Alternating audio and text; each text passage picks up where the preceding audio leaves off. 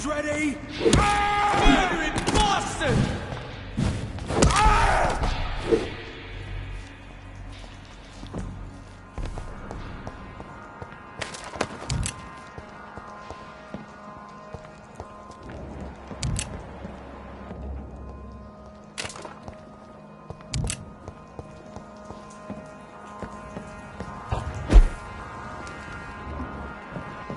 Watch yourselves! There's one of them!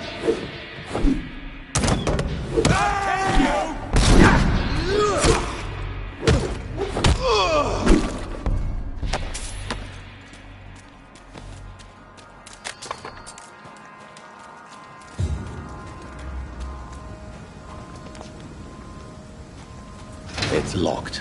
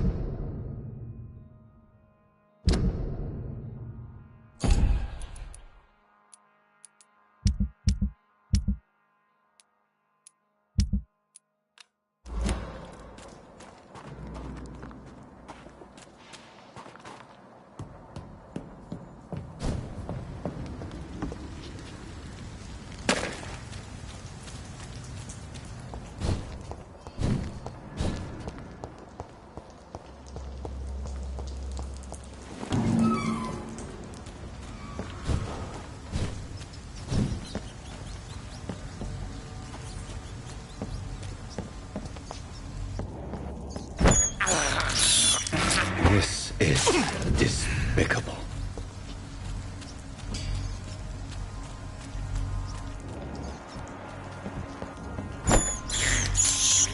I have this thirst for blood.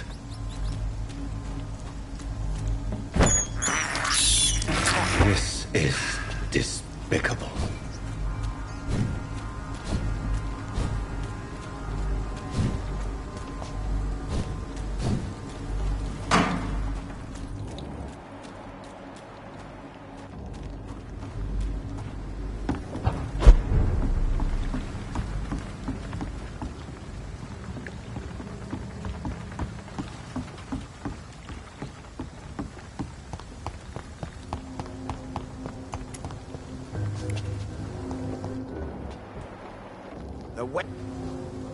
Good evening, sir.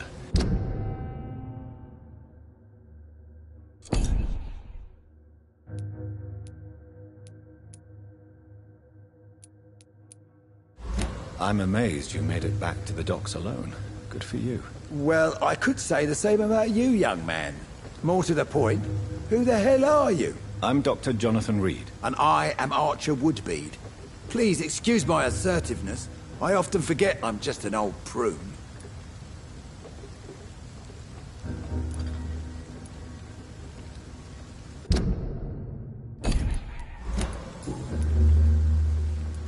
What can you tell me about this part of town? People used to feel safe around here. They had the gangs protecting them. Now all they do is bicker and plot against one another.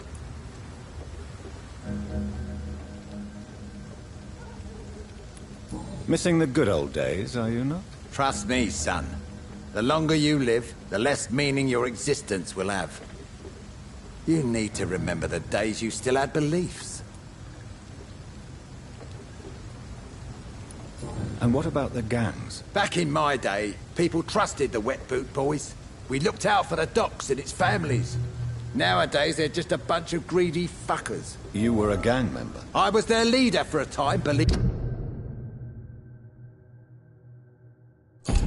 it or not. Now these bastards act like I'm nothing. Not one of them. They owe me some damn respect. If you were such a respected figure, surely you have many interesting stories about this part of town. You bet I do, but make no mistake. I'm no rat, sir. Some secrets are best left buried.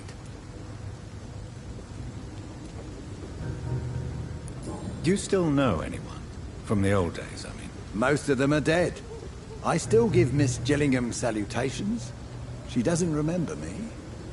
She did once like me. Boy, she was a beauty back then.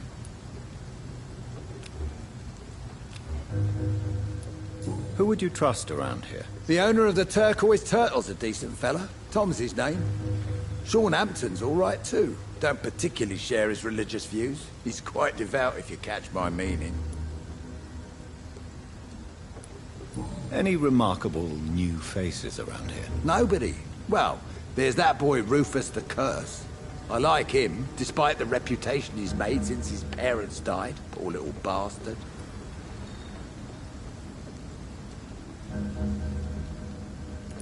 Any remarkable... No. I'm sure a district as colorful as the docks must have plenty of stories about strange visitors and creepy characters. So, you want me to talk about the sewer dog, don't you? If you don't mind. The sewer dog is a bitch. Appropriately named. An old woman dressed in rags. She has an elegance, though. Despite her ugliness. I saw her once. Scared the life out of me.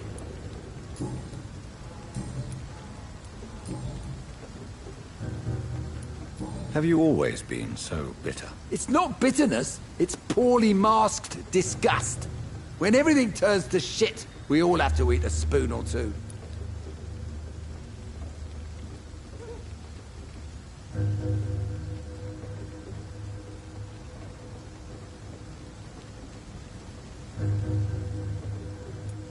As a practitioner, I believe science will provide a new standard of welfare. It's just a matter of time. I'd like to believe you, Doctor. But recently all science has been good for is mustard gas and machine guns. But what about social progress? What about women getting the right to vote? Things can change for the better. I've never voted, not once. And my wife, God rest her soul, she was too busy taking care of the kids to vote.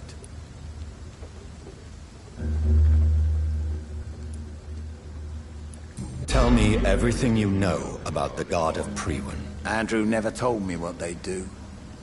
I do know they're vigilantes with military training. Access to some impressive firepower. And what is your personal opinion about the Guard, then? This Guard of Priwen is just another gang preying on the young and naive. Preying on people like my boy. I know how it works. I invented it.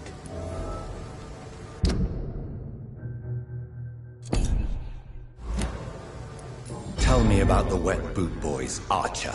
I want to know more. We were there for the families and each other. It was us against the world.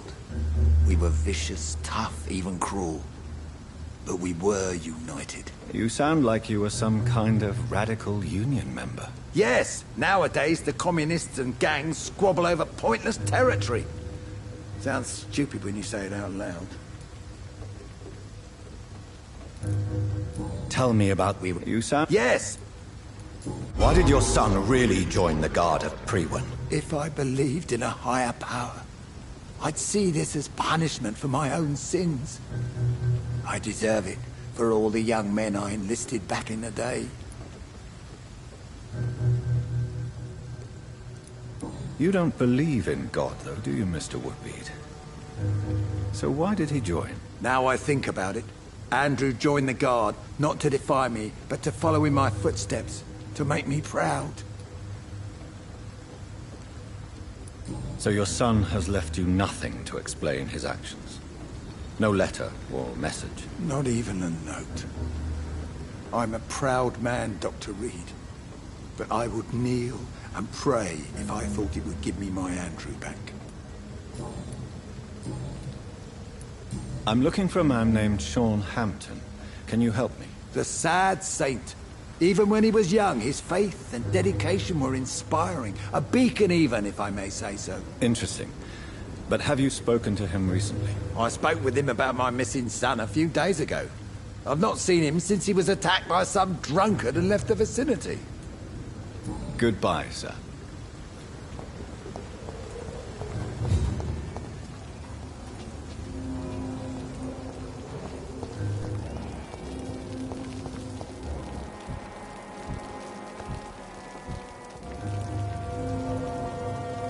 Good evening. Dr. Reed, can I be of any assistance? Have you...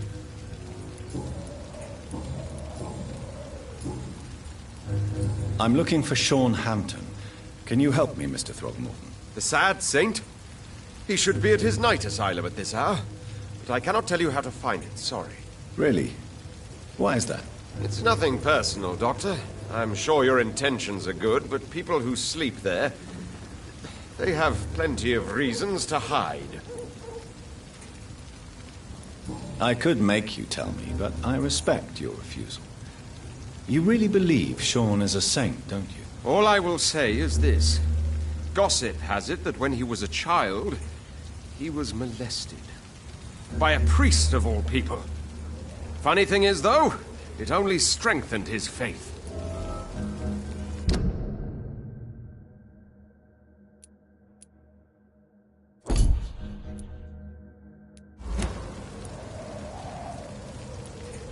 Maybe at least you can tell me who could help me find him. Tell you what, go and chat with Tom Watts. He's a bartender and good judge of character. If he talks to you, then it's fine by me. Goodbye, and good hunting.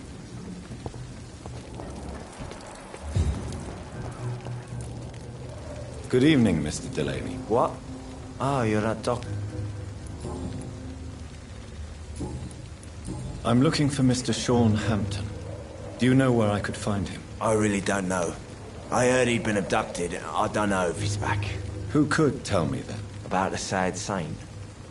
I'll try asking Tom Watts about him. Goodbye, Mr.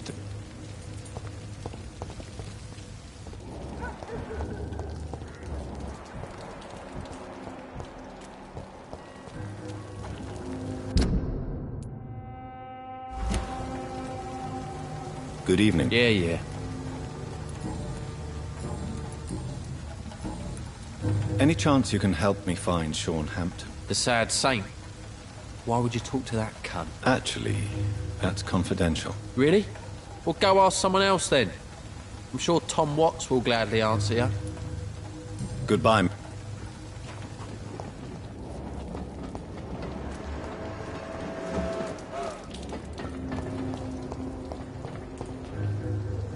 Evening. Evening, Mr. So long.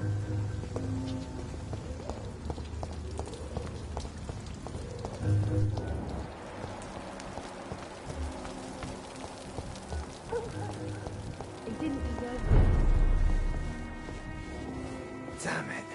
I think drink no longer stirs me. You're still working at this hour? That's what I call dedication.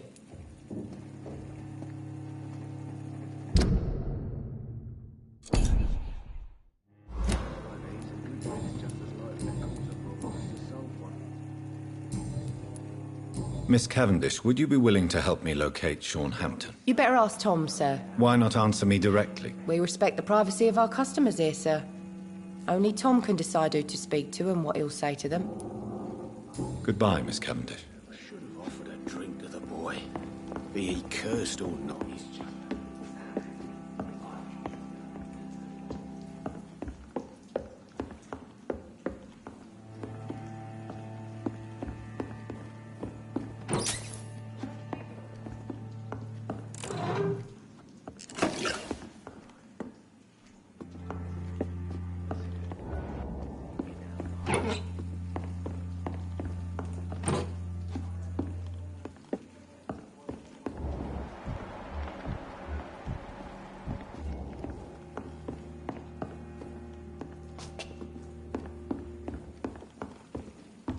Perhaps I should shut the turquoise for a time.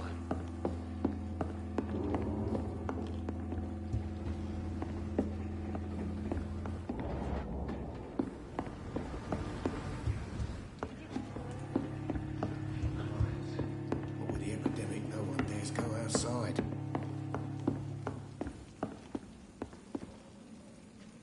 Welcome back, Doctor. What can I do for you?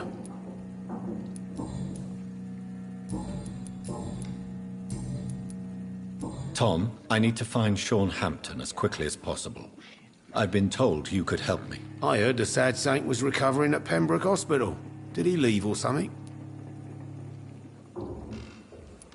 I believe he returned to his flock. Can you confirm that? Oh, I bet you're right. Sean can't help but worry about the poor and sick. Oh, I guess it has something to do with what happened to him as a baby. Please, tell me. Well, I don't like to gossip, but I heard that the sad saint was abandoned as a baby in front of a Catholic orphanage in Dublin. It would explain his faith and need to help everyone.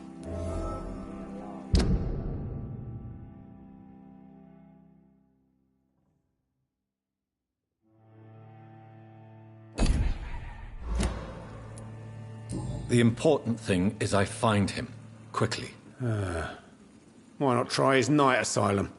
He takes care of those who need a meal or a roof there. Where is it? It's in an old warehouse, northwest of here.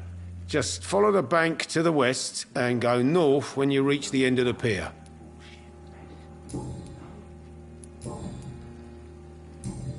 Goodbye, Mr. Watts.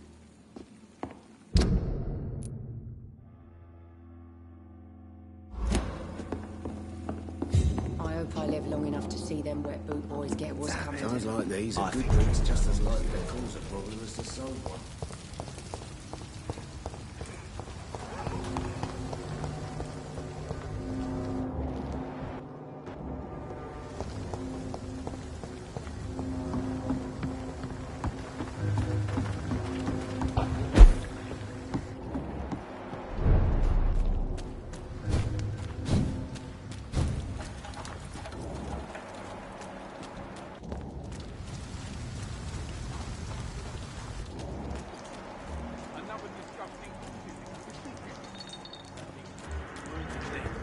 Seems like the guard of Prewen is on Sean Hampton's trail, too.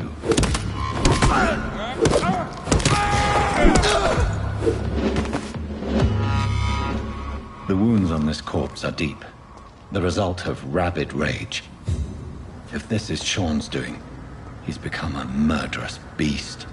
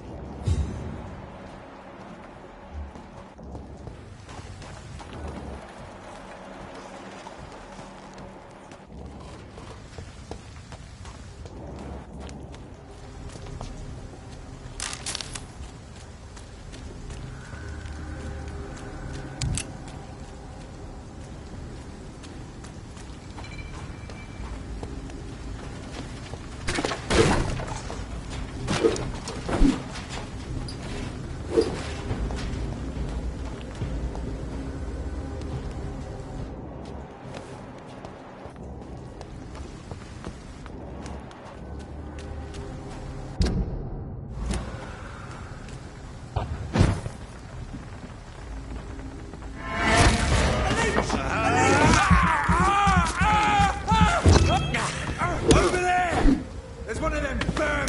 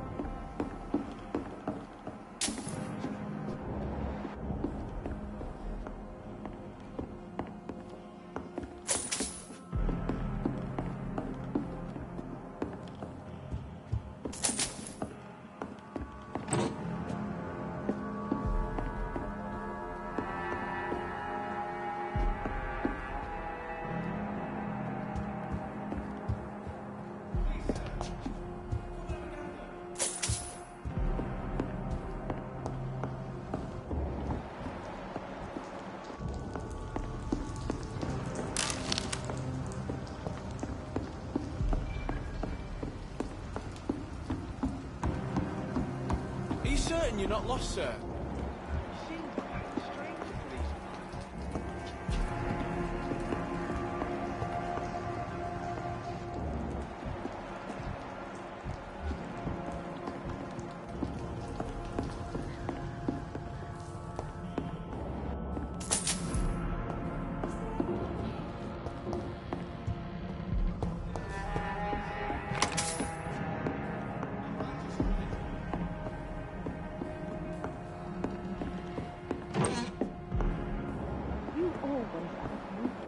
Jack, why have you stopped?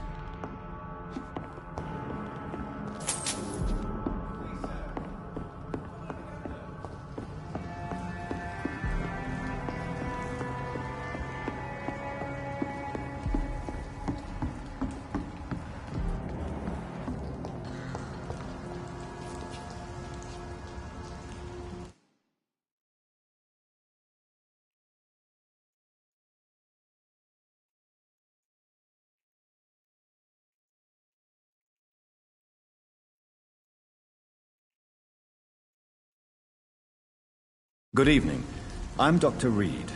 Do you need any help? Rest assured, I will...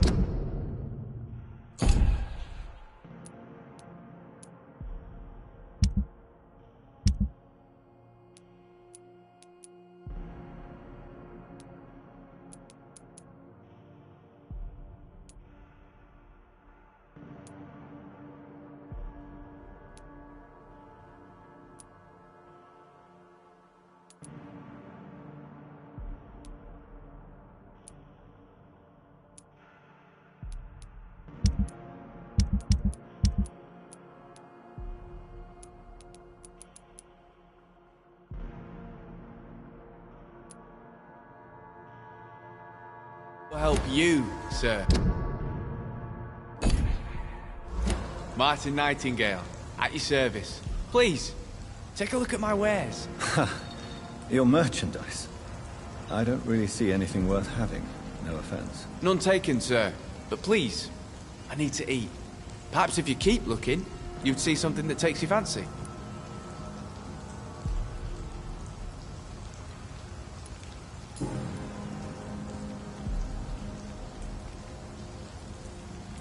Let me be frank. You're as much of a businessman as I am a werewolf, right? Who the hell are you to question me? It's hard enough to stay clean when you don't have a place to sleep. I'm doing my best here. I meant no offense, Mr. Nightingale. I was merely pointing out the fact that you're unlikely to survive long if you continue wandering this path. And what should I do then, sir? Should I join the Wet Boot Boys like so many others?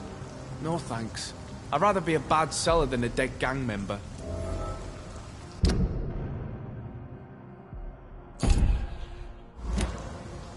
What can you tell me about the neighborhood? Have you got any friends around these parts? Not really. Miss Gillingham smiles and says kind words, but I know she's lost her marbles, especially since her son died. Tell me about this crazy woman. Madness is often mistaken for other conditions. The poor woman's mad, all right. Kind and all, but she has so much trouble remembering things. She's taken me for a son more than once.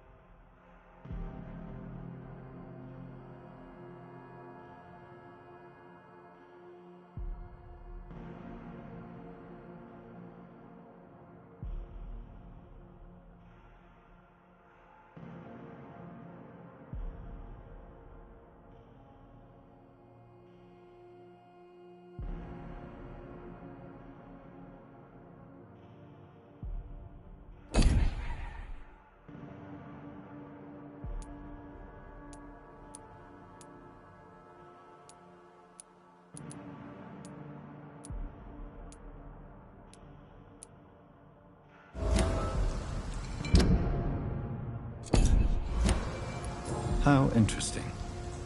I don't suppose you know what happened to her son? Jack! Rumour has it he tried to tackle some gang lads. I didn't know him well, but I heard he was a nice enough chap. His old ma still thinks he's around.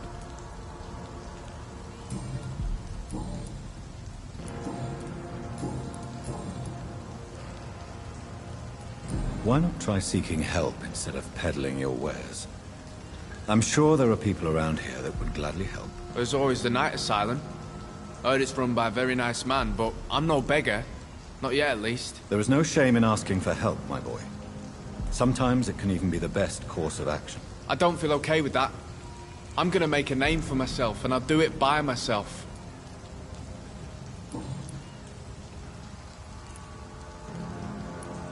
I'm looking for Sean Hampton.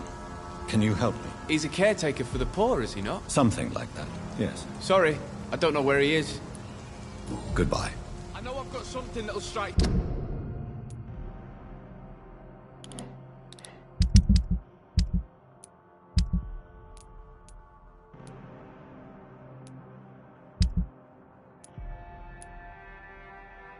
you fancy? If not, I'll find you something.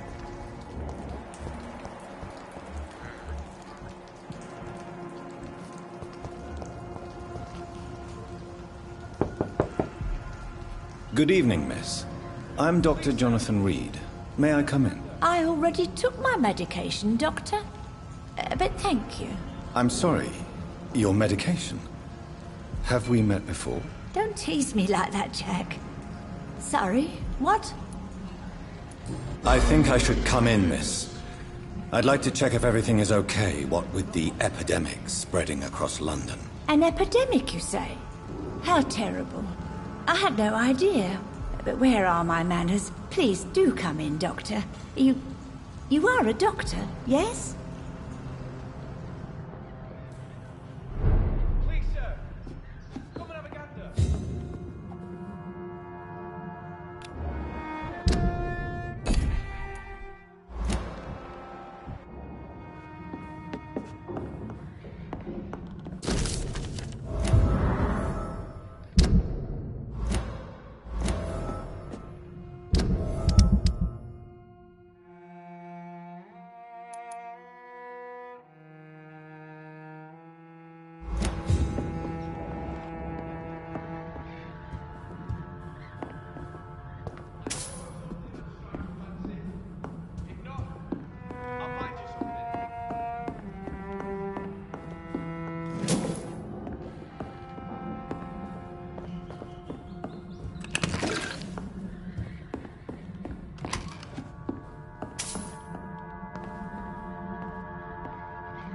It's locked, all right.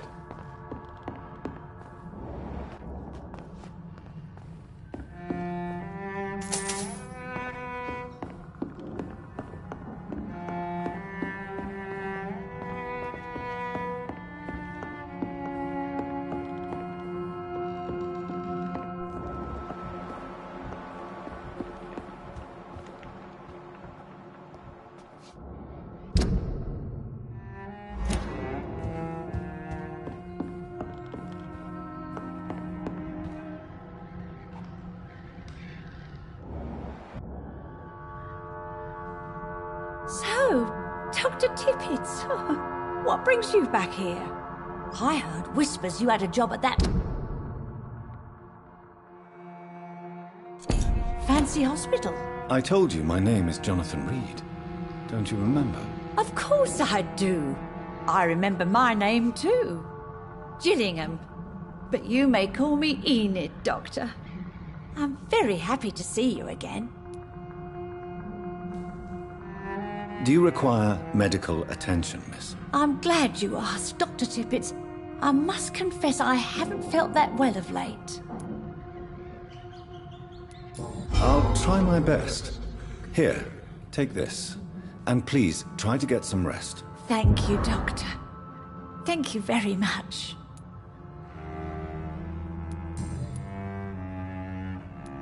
Is anyone taking care of you, Miss Gillingham? My son is always here to take care of me.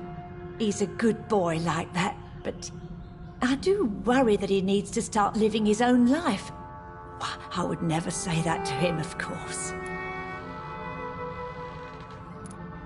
What can you tell me about this part of town? Oh, no. I don't gossip. That would be most unbecoming of a lady such as myself. Who are the more influential figures on the docks? Well, I heard about some terrible illness going around. I would say in that case that it's you, Dr. Tippets.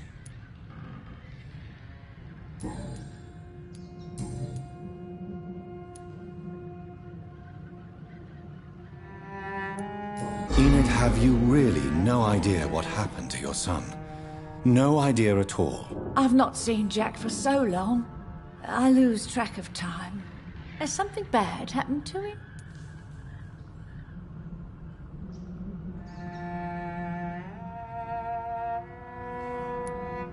Don't worry. Jack will come back. Yes, he will. It won't be long before he's back. He must be out there somewhere making money. Yes, that's what he's doing. I found this watch. It was a gift from you to your boy, wasn't it? I think it should return to you now. Oh, I remember. Yes, I recall the day I offered Jack this watch. Oh, it was such a beautiful day. Thank you, sir. Trinkets and possessions help us remember our past. Promise me you'll not lose it. I would never lose anything that belonged to Jack. Why don't you take this? Dr. Tippets? Please, for your charity.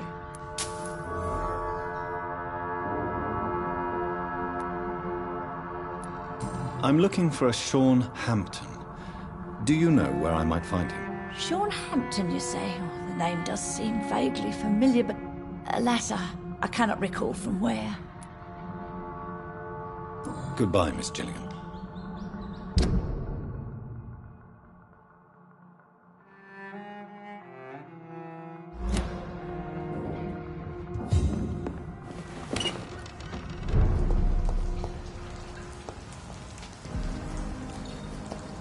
Are you sure?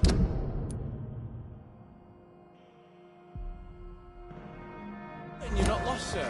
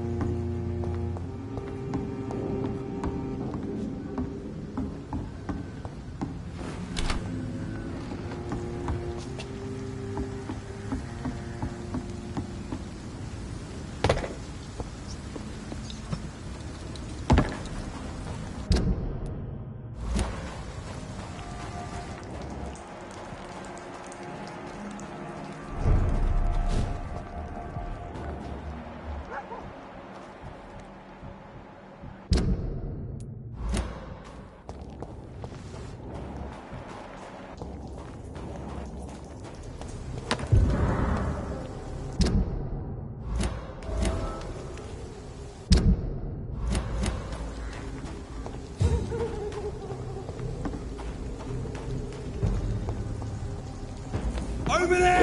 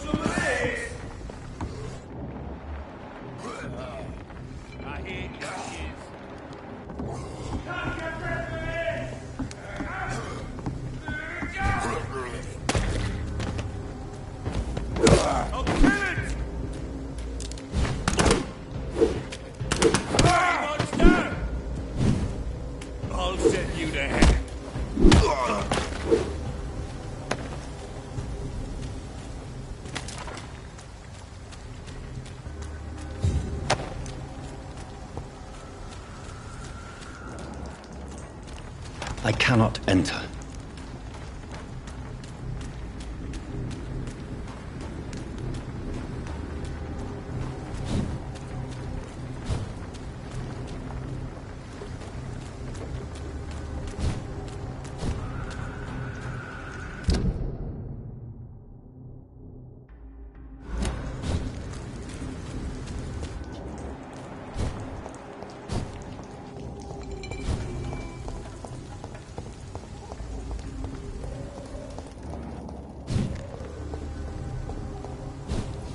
One of them!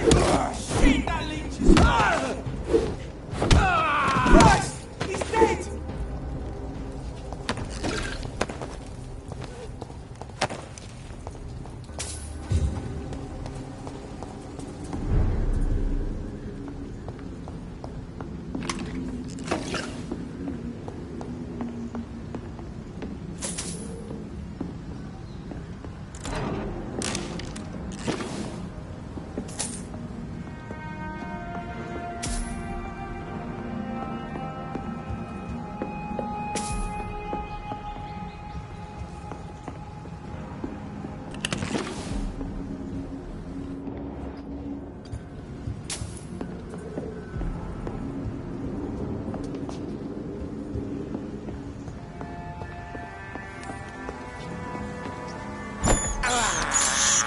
I have this thirst for blood.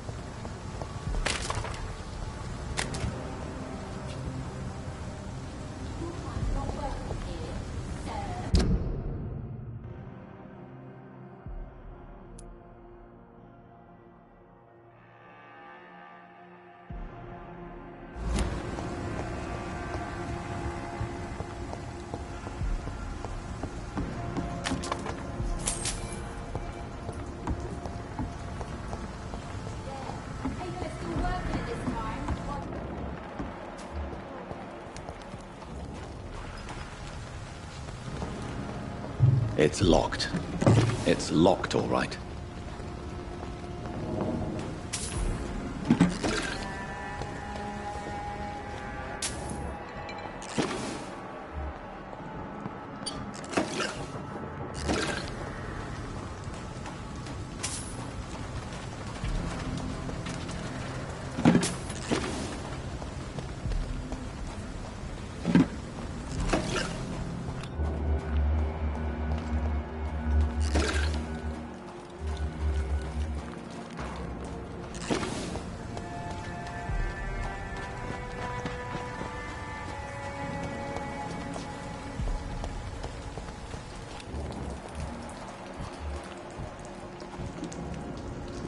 Good evening, miss. I'm Dr. Jonathan Reed. May I have your attention for a minute? Good evening, sir. My name is Giselle Paxton, but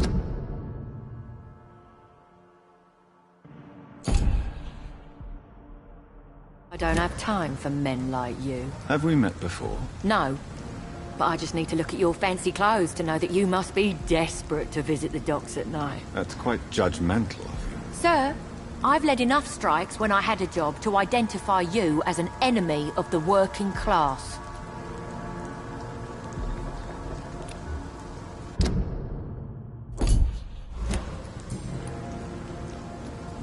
May I ask what you do for a living? I'm killing myself scraping for a living. And you? Have you ever had to struggle in your entire life?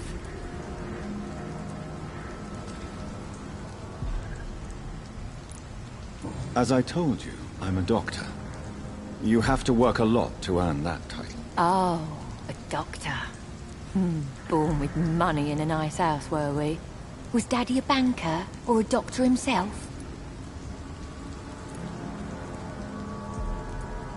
Why such hatred? Are you judging me by my clothes and my job? Course I am. Fuck, you're so blind. You don't even see your privilege. Lazy people like you disgust me.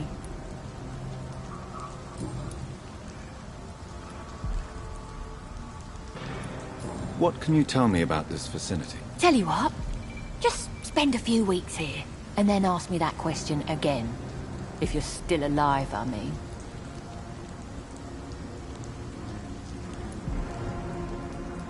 If you have something to say, say it. I'm getting tired of all this. Oh. You want information instead? Well, here's some for you. Giselle Paxton does not like you at all, Doctor.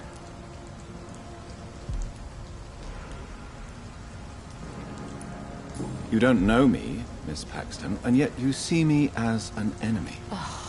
Your manners, your clothes, your words tell me everything about you, sir. I know your kind, and you don't belong here.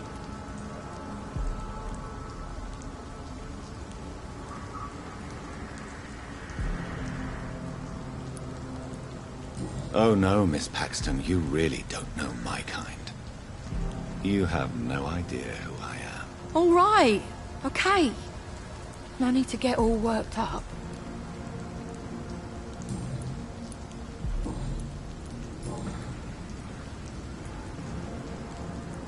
You speak of strikes and class enemy.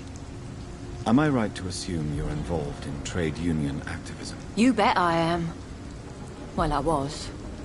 Nowadays, I'm just another worker blacklisted by the big companies.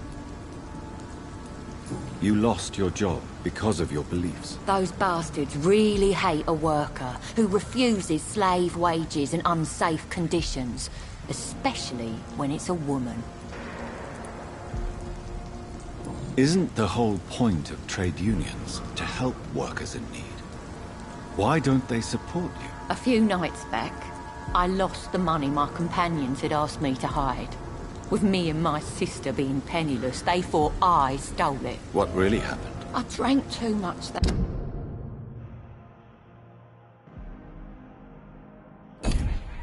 night. Strange men saw me count the money in that bar. Some sort of militia in uniform. I'm sure they robbed me.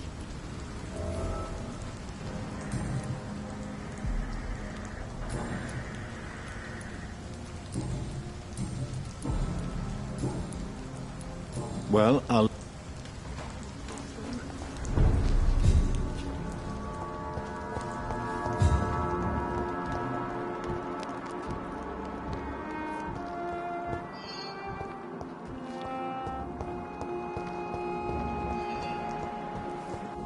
Come now, Lottie. There is still much work to do.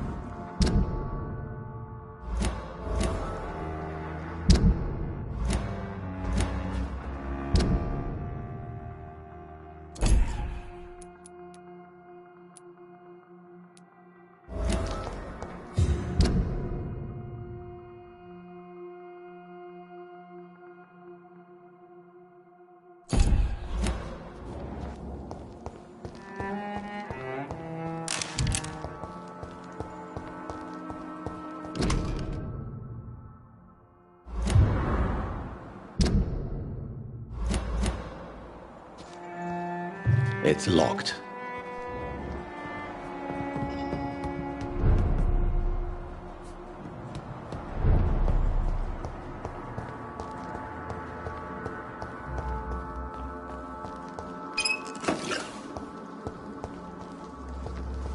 Hope Shazam will pull through.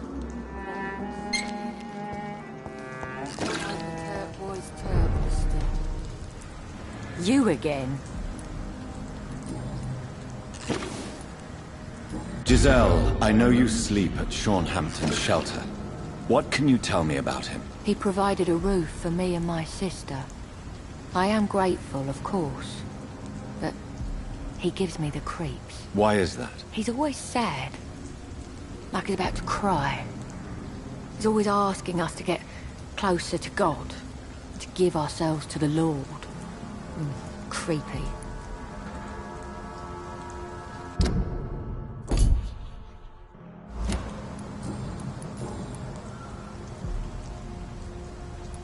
Giselle, tell me about the death of your mother.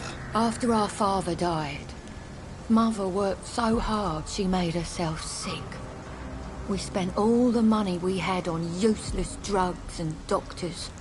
It was hell. Hell? What do you mean? The three of us were exhausted and desperate. And when I'm desperate, I tend to get angry. And I'm hard to live with. Lottie said I killed Mother.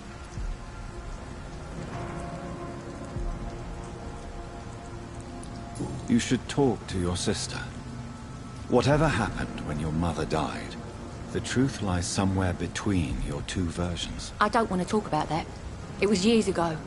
We Paxton sisters are tough. We don't apologize. Well, I'll leave you for now. Goodbye, Miss Paxton.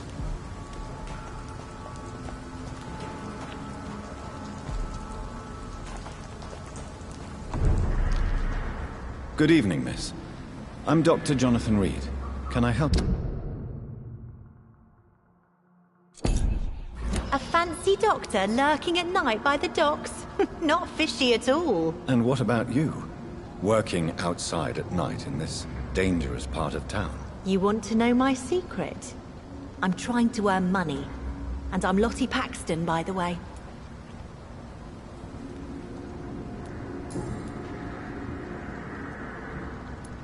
Is it not dangerous to work here at night? As long as I have good legs, I can run away from trouble. The sad saint now provides me and my sister a bed and a roof. I don't want to lose that. Are you homeless, Miss Paxton? Mr. Hampton's night asylum is our new home now. It's a safe place for me and my sister. What can you tell me about the Sad Saint? It's just the nickname of Sean Hampton, the sad saint of the East End. He gave me shelter, and he's not always sad. What can you tell me about this place? How are things here? It may be okay for a strong girl like me, but a dandy doctor from the city like yourself, you better watch your back, Mr. Reed.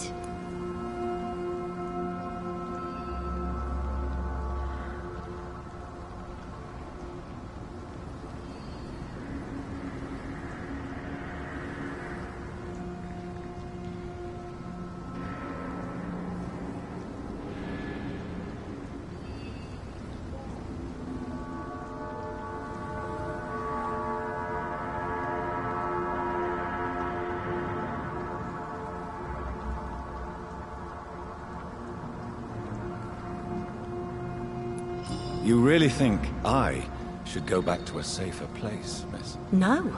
I think you had better stay and help as many people as you can. Just avoid the wet boot boys. Those bastards are worse than the epidemic. Which local dangers must I avoid? Well, the gangs, the thieves, the drunks, the jobless. A man with your fancy clothes will attract a lot of attention. Well, I am not someone so easily intimidated. Glad to hear that. And if you get into trouble, you can always seek help at Hampton's shelter. No one would dare to be violent there.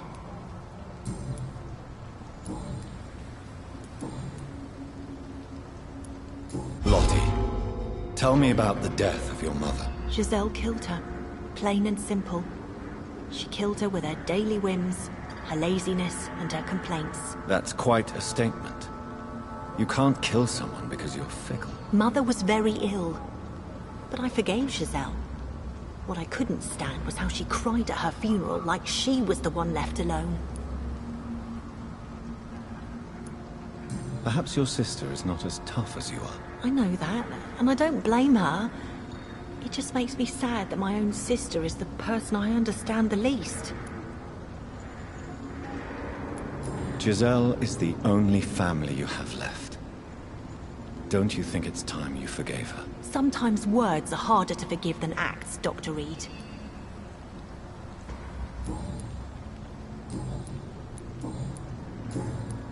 Goodbye, Miss Paxton.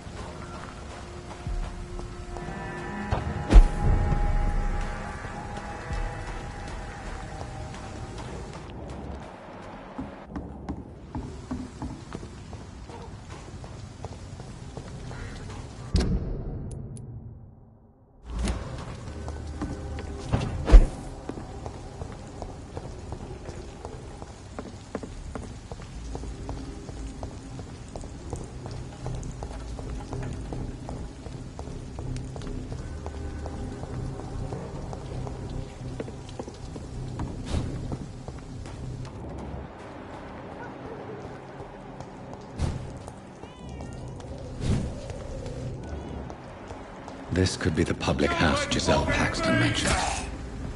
I should investigate.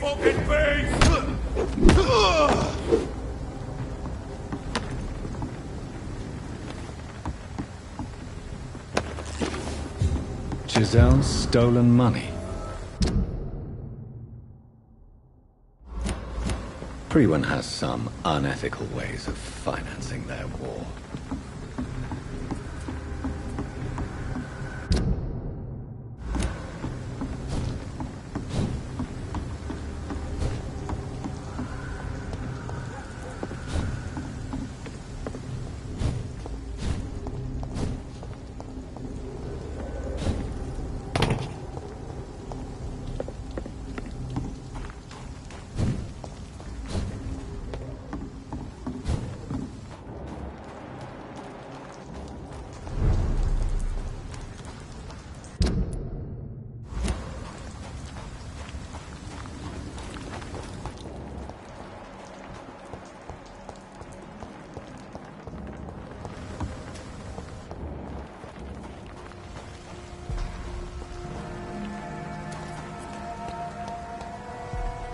What have we here?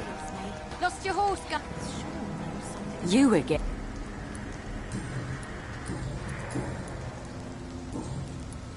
I've identified the men who stole from you. You were right. They were members of some self-proclaimed militia. I knew it! Did you find the money, too? Yes. Here it is. They thought they could finance their activities with it. I never thought a man like you would be kind enough to... I misjudged you. Badly. Well... Thank you, sir. Will you give the money back to your comrades, then? Fuck those bastards who fired me. I'll give the money to Miss Gillingham.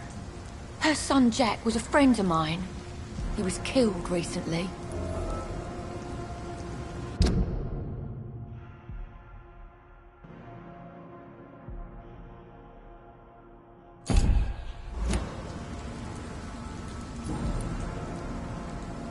I know you were friends with Miss Gillingham's son, Jack.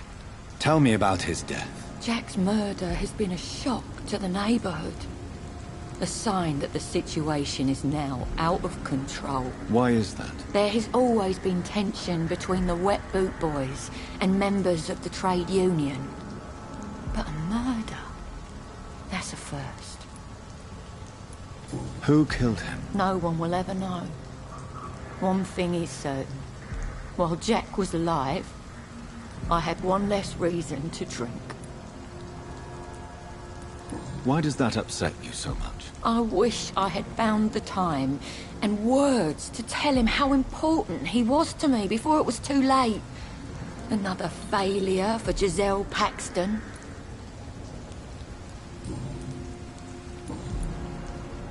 Well, I'll leave you for now.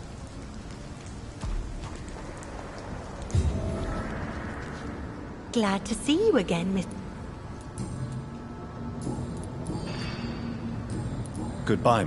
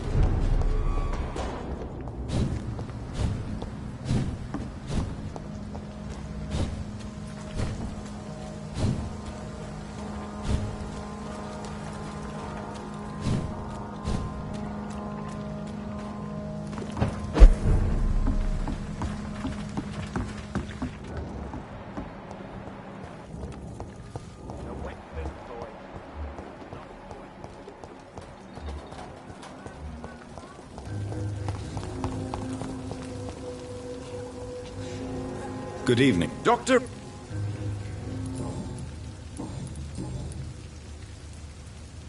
You've never faced, let alone killed, a vampire, Ichabod. You're a fraud. No, I'm not. I may embellish the truth concerning my achievements, but I'm totally dedicated to my quest.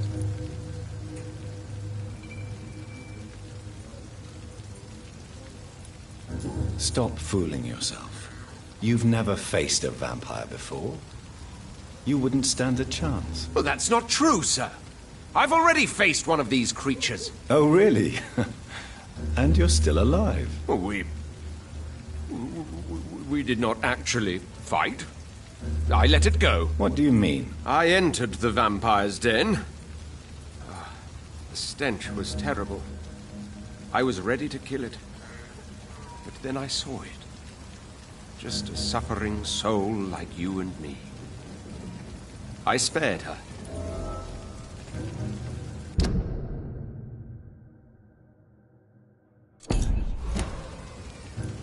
Tell me about the vampire you spared. She was a girl. Her body was a mess. I could see pus running from the deep wound. She was crying in pain. You cared about her.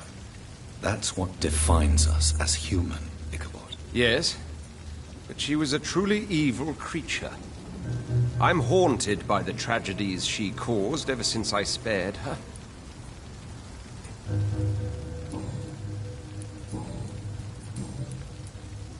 I'm afraid your posters were destroyed. It cost me good money to print those posters. Such a pity people don't take the vampire menace seriously. Did you really think the posters would be useful? See the sad saint of the East End? How a single man can help so many people? I consider myself the discreet protector of these men and women.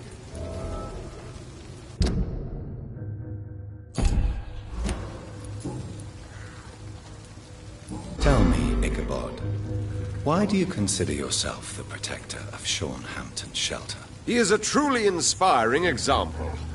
Dedicated, pious. His shelter is open to all, whoever they are. Most admirable. Goodbye.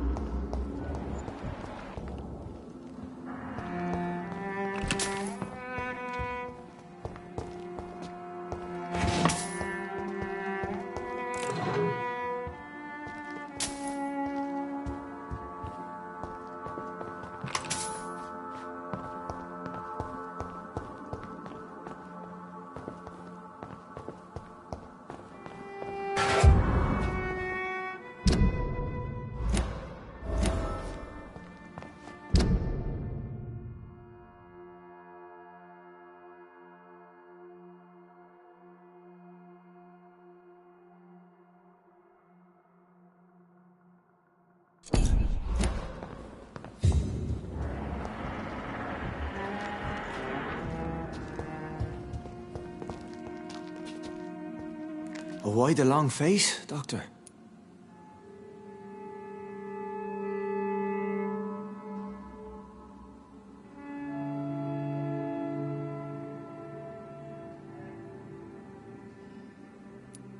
It looks like we both have changed a lot. I must confess, it saddens me, Sean. Put your faith in the Lord, Doctor. He has a plan for all of us. We may not always see it, but he does. Since you left Pembroke, the amount of blood that has been shed, it's hard to believe you, Sean. Ask what you will. As the Lord is my shepherd, I will not speak a lie to you.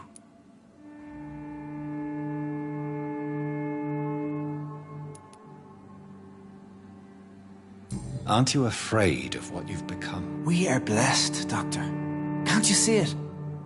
The Lord has made us able to walk amongst the plague and aid those that need it. Do you think this is a blessing when God's own house and holy symbols repel you? If that is your burden, Doctor, so be it. But I do not fear the cross, nor am I forced to take the life of another. My kind doesn't share your imperfections. But you must drink blood now to survive. No, not your scripture. Whoso eateth my flesh and drinketh my blood hath eternal life, and I will raise him up at the last day. So saith the Lord. I only need to eat flesh, no blood. Why return here? This is my home. These people are my flock. You will always find me where I am needed. Wonders never cease. Scal managing an asylum. And what of you? A vampire doctor? Meals laid out before you. Yet you restrain. And what about William Bishop? He tried to take care of you. But this hunger, this thirst, cannot be restrained. Alas, poor William.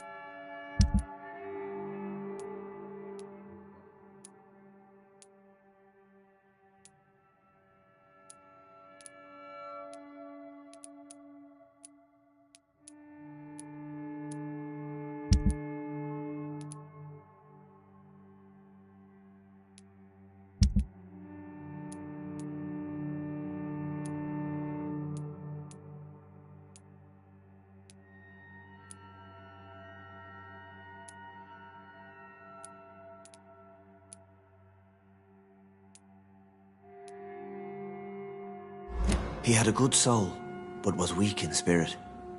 He could not shake the thirst for booze, never mind blood. But have faith, my will is far stronger than his. Why did you kill Miss Jones at the Pembroke Hospital? Killed old Harriet? You must be mad, Doctor. Why would I do such a thing? So you claim Miss Jones' death was not by your hand, nor the other incidents at Pembroke? Though Harriet was an angry, spiteful woman, she was one of God's creatures. I have nothing but love for all he has made.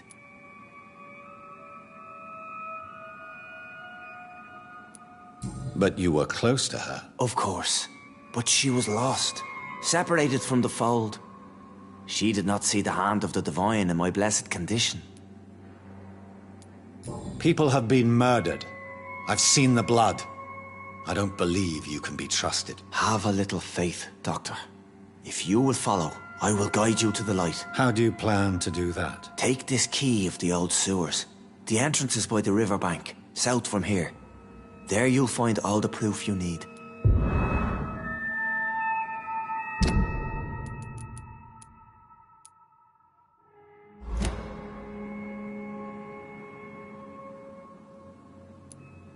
have to see for myself. But your sense of purpose and calm gives me some relief. I'll be here when you return. If you still think I'm a threat then, well, I'll surrender myself to your judgment. We'll have a talk when you've returned from the sewers, Dr. Reed.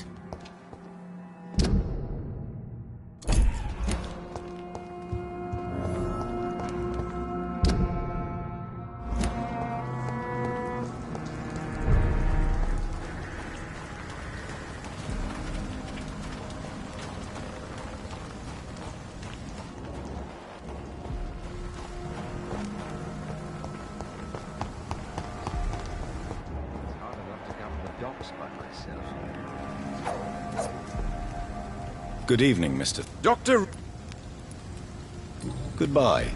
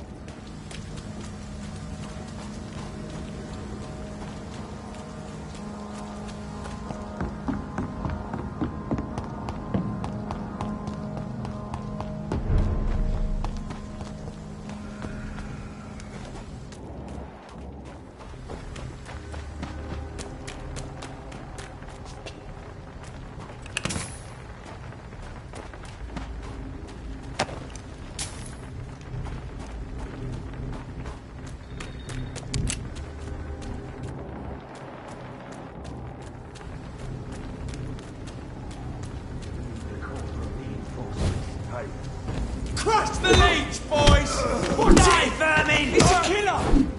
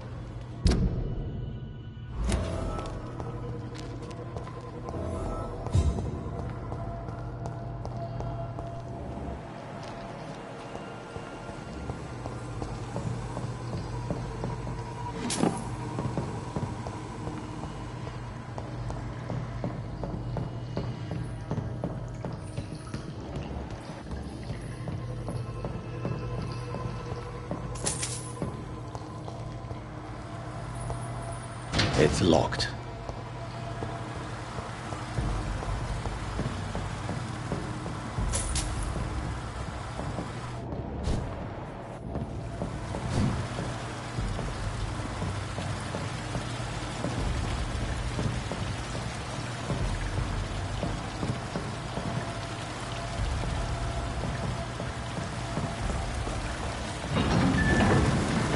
So that's it.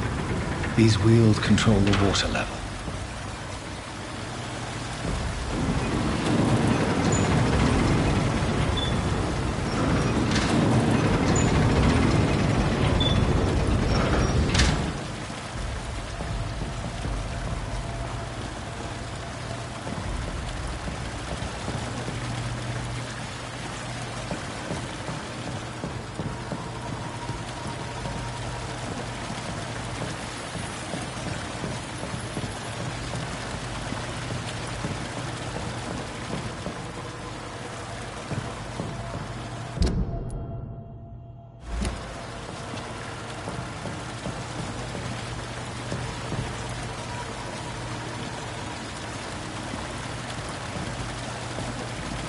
Gate should shut properly now.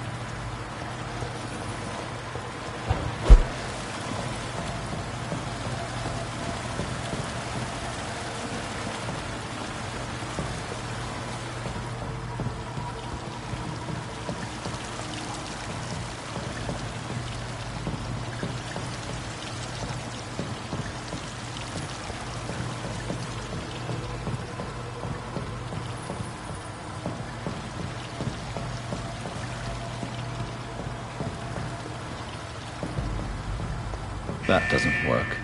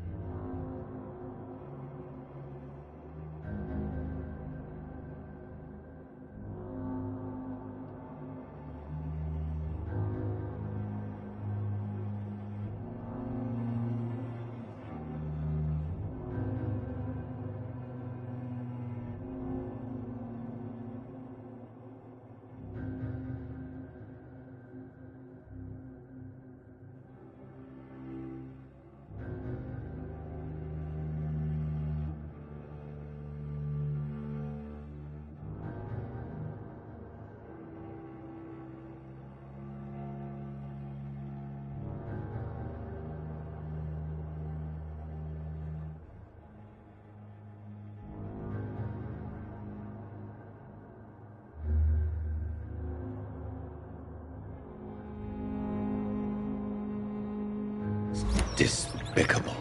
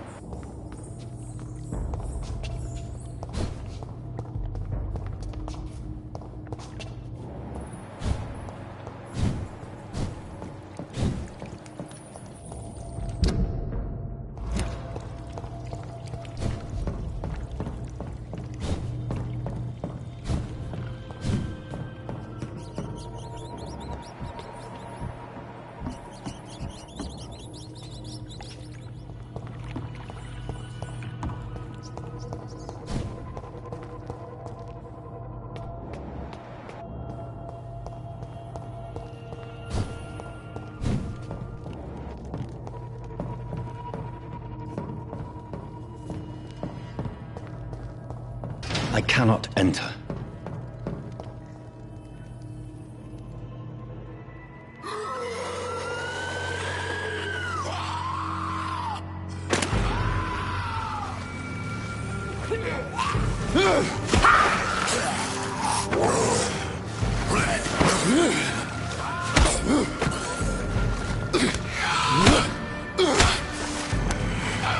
These maggots have escaped the wrath of Ascalon for too long. It is time to purge the sewers of their filth. You again! The one they call the sewer dog. Hold your tongue, newborn, or I'll crush you like a maggot. You've let the beast consume you. Finally! A touch of lucidity. So learn to respect the laws of Ascalon. Once you vanished, slaughter these scalds while singing your name!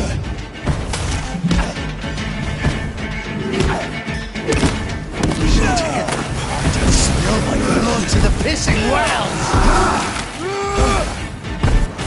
Your blood is now mine.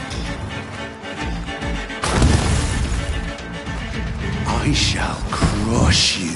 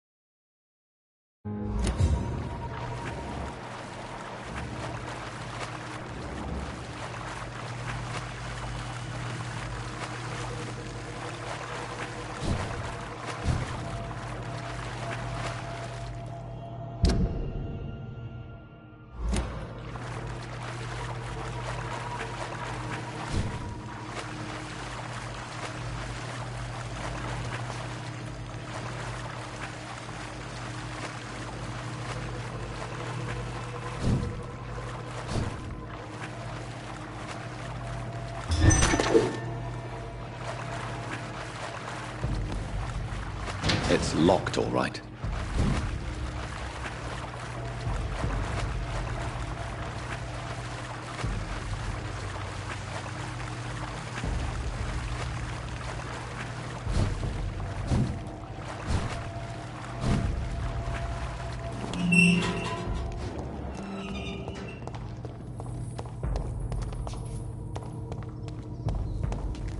At least one Skal escaped Fergal's wrath.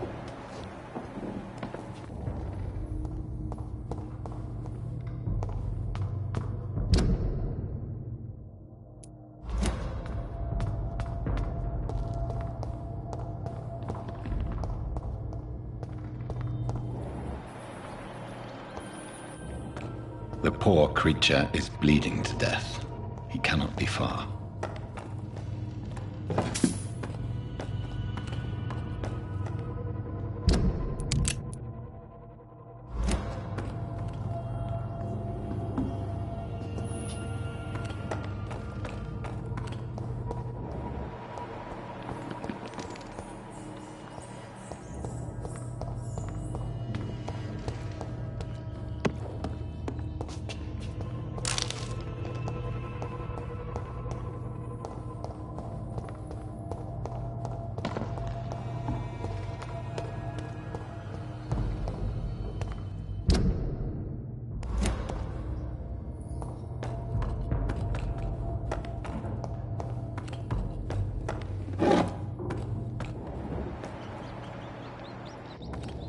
How could he have made it this far? There's blood everywhere.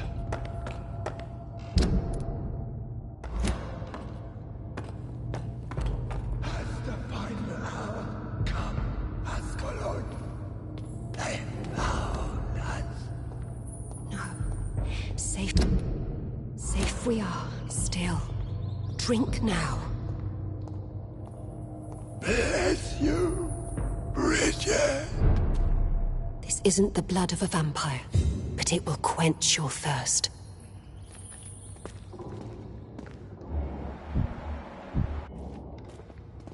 This is our domain, not yours.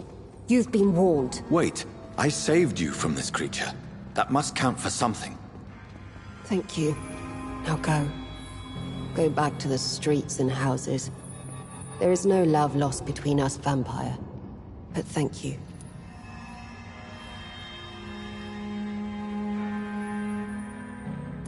So you're the sewer dog I've been told about. But who are you, really? If you must know, they call me Old Bridget. And this shelter is where we live. I'm Jonathan Reed. I'm a newborn Ekon. I'm afraid I'm not sure what's going on. I shall not bend a knee, young Ekon. But I sense your pain. Ask, and I will afford you my attention. Why was that creature after you? Fergal is the blunt instrument of the Ascalon Club. His masters would see us dead or turned into slaves.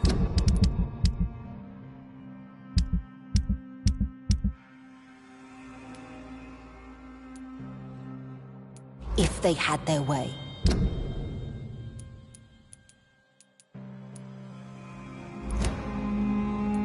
What the hell was that thing? He wasn't an Ekon or a Skal. They are known as Volkod, an ancient offshoot of immortals. Blood drives them, enrages them. What of this Ascalon Club? Vampire society's elite in the Empire. They make the rules and enforce their judgment upon us whom they see as lessers.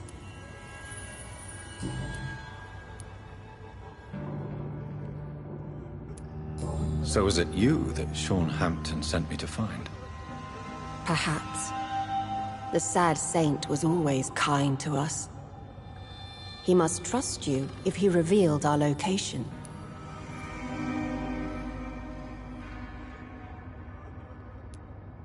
Sean is a Skal. All those I've encountered have been violent, crazed creatures. How can he be any different? Maybe because he is the sad saint. Or perhaps because I am Old Bridget of the Sewer Skulls. Sean killed a patient of mine. And that's just one of the murders he's being hunted for. If you refer to Harriet, she is now among us and under our protection. Harriet Jones is alive. That's it. That's the proof Sean wanted me to find. I must talk to her. No. Harriet is not alive.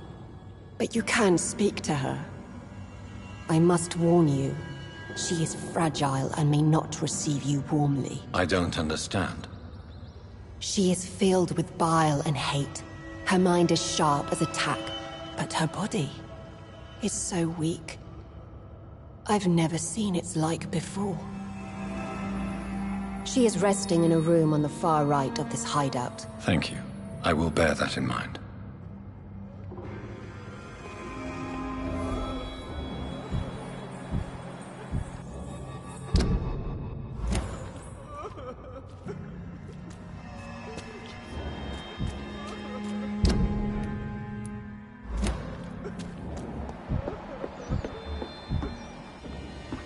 Eternal gratitude for your protection, Master.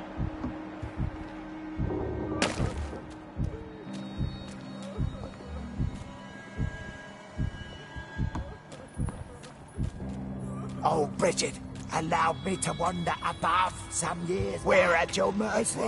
Will you end us?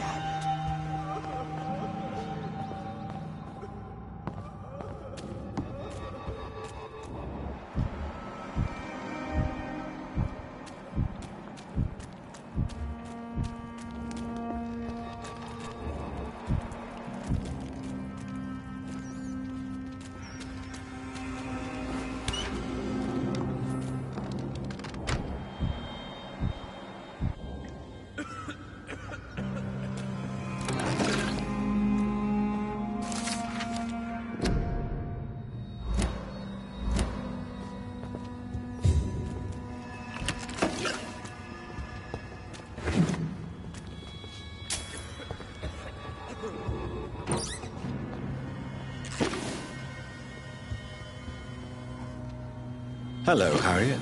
Do you recognize me? Yes, you were from the Pembroke Hospital. The young doctor.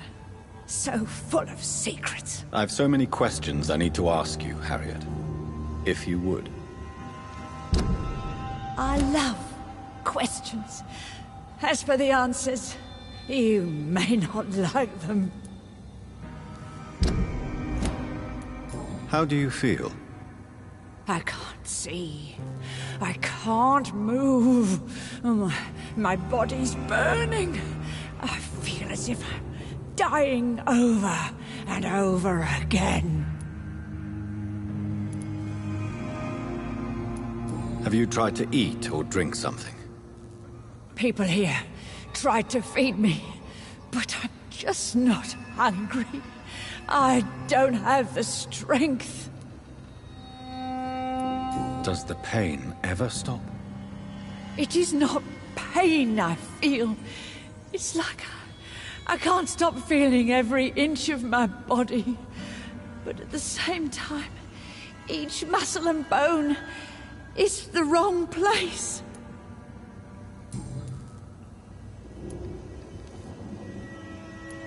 Your room, the blood. What brought you to fake your death in such a gruesome fashion? To see if I would be mourned. Why flee with Sean Hampton? Oh, it's always a pleasure to see a saint fall to sin. But the coward still won't kill. Do you take pleasure in causing so much pain and sorrow? Nobody gave a damn about me. Not a tear shed. Poor Harriet. Always the discarded. Why did you come here? And why not? This is where I live now. Leave me be. Will you respect old Bridget's wishes? Will you obey her? Bridget is kind. She only needs to keep me fed and I'll be good. So you desire to stay here? Yes, I'm with my own kind. Birds of a feather, so to speak. Poor Harriet. Always alone.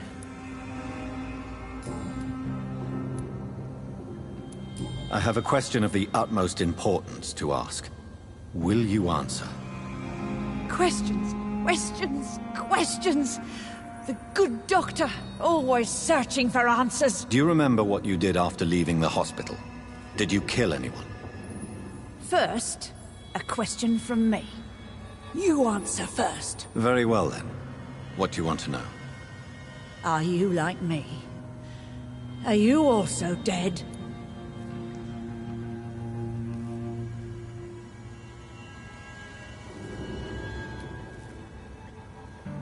We are not dead, Harriet.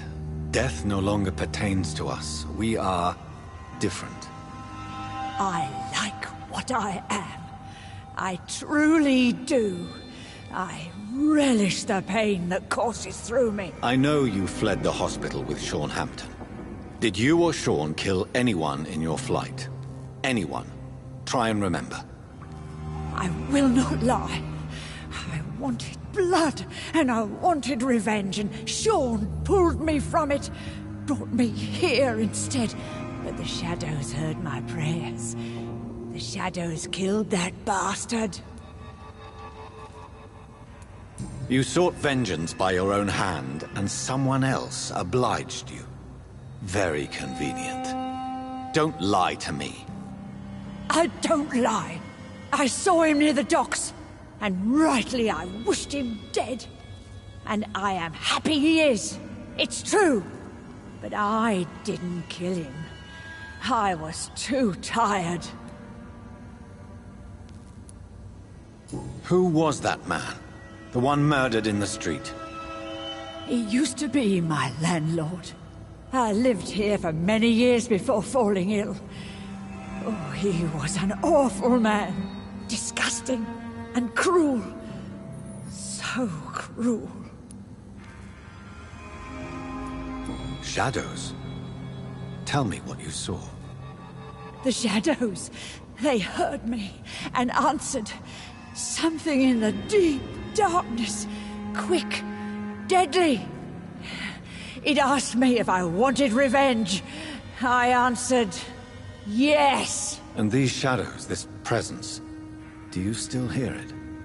Was it a vampire? Did Sean see it? It spoke only to me, and now it is silent, but it is born of hatred.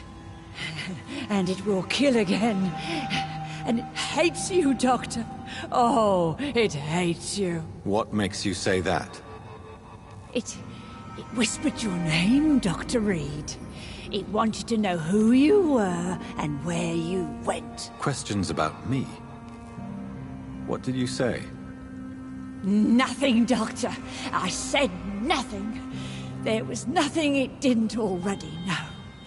Oh, I'm tired now. Let me rest.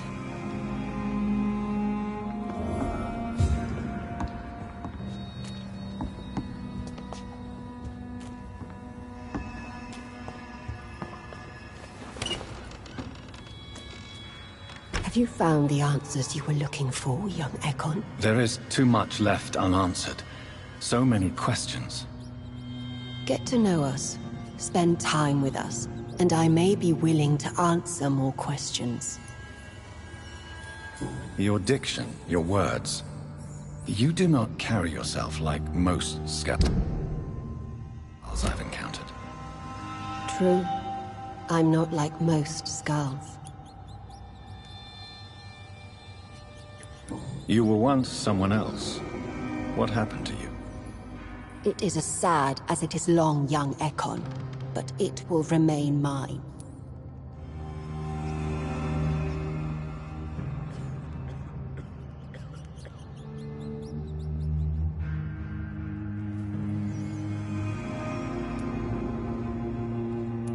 Can I be of service to you? We ask but one thing.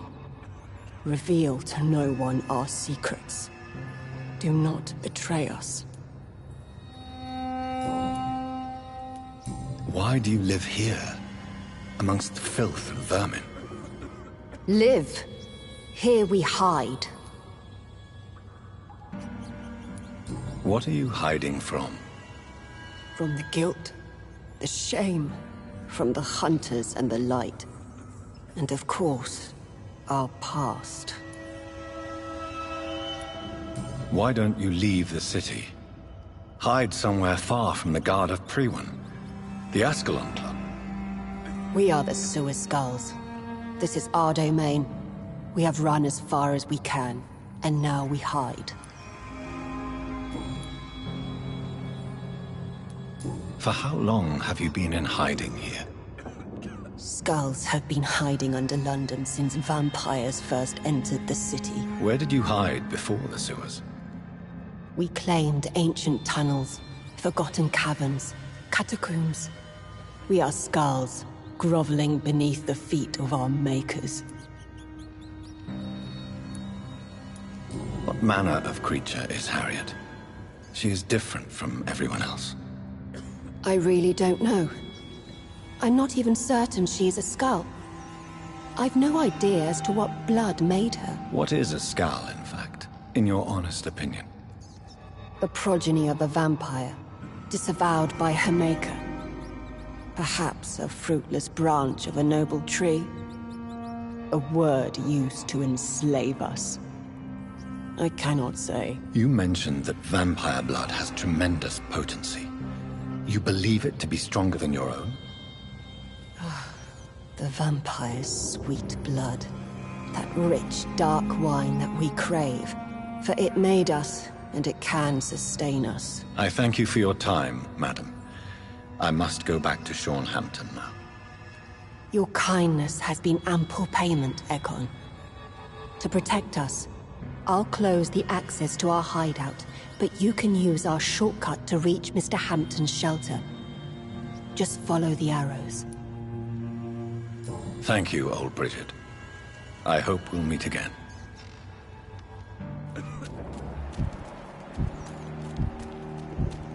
Your spell is enticing. So sweet of blood.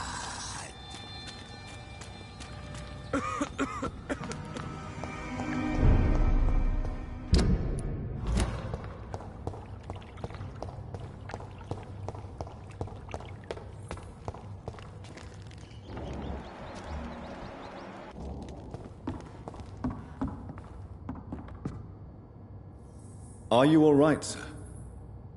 What are you doing here? I could ask you the same question. Don't you know this is a quarantine zone? I'm Dr. Jonathan Reed. I'm investigating the epidemic. You had better get to a safe place while you still can. Oh, really? Well, go investigate somewhere else, and leave me be. I beg your pardon? I said go. Leave me alone, sir. Rodney, you're the man who killed that gang member, are you not? Is that why you are hiding in this godforsaken place? Yes, I did. I did not even know his name. Then why did you kill him? That arsehole always mocked me for the colour of my skin. Usually I let it go. But not that night. We fought. He died.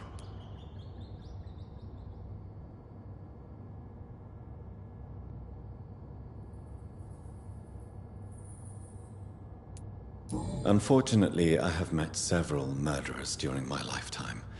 You don't look like them. I can tell you're no cold-blooded killer. You're right, sir. At first it was just a simple argument between us. But the man had a bad fall. Believe me, Rodney, you won't suffer.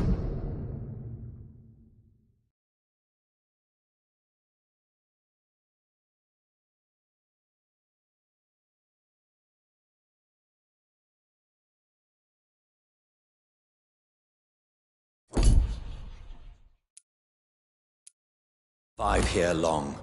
No matter what you did, you must go back to where you used to live. I'll go back to the docks then. But if I die, remember that the blood of Rodney Grader will be on your hands. I'll go back to the docks then. But if I die...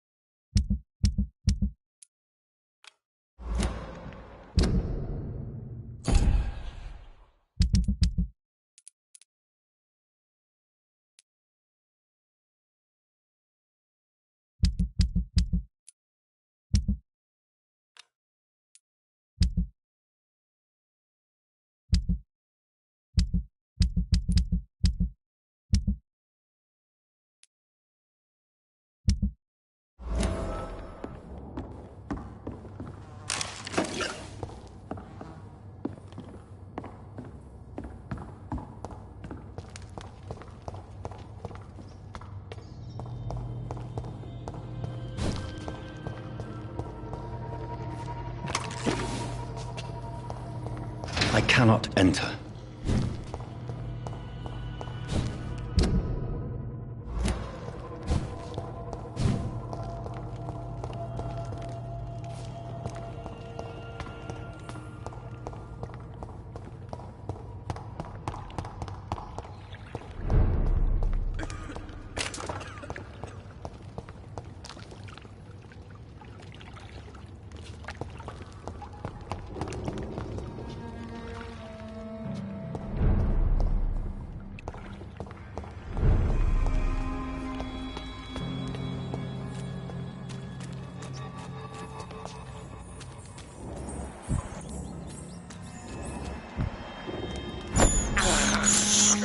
I can't believe I'm doing this.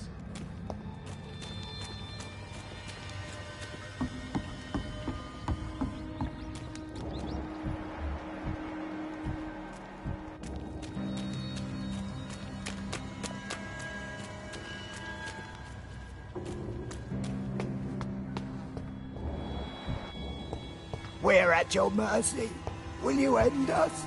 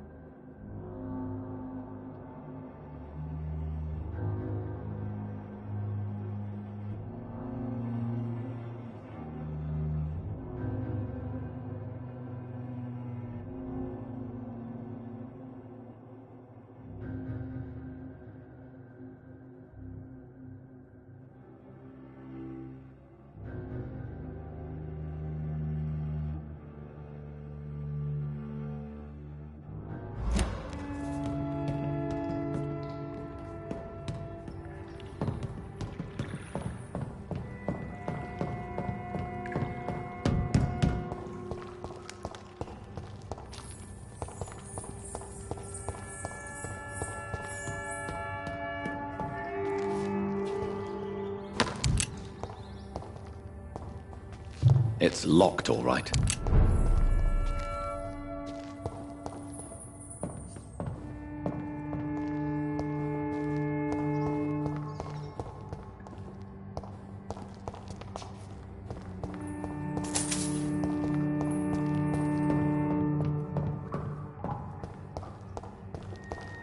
It's locked.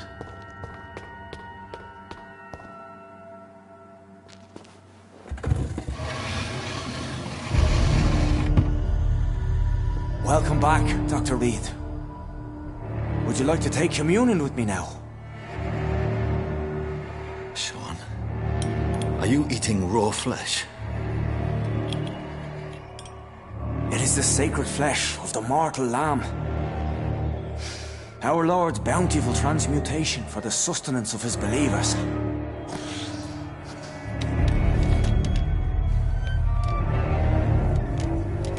Thank you, Lord. I am your most humble servant. So, true to your word, you waited for my return. I told you, Dr. Reed, I was a man to be trusted. Did you have words with the poor Harriet?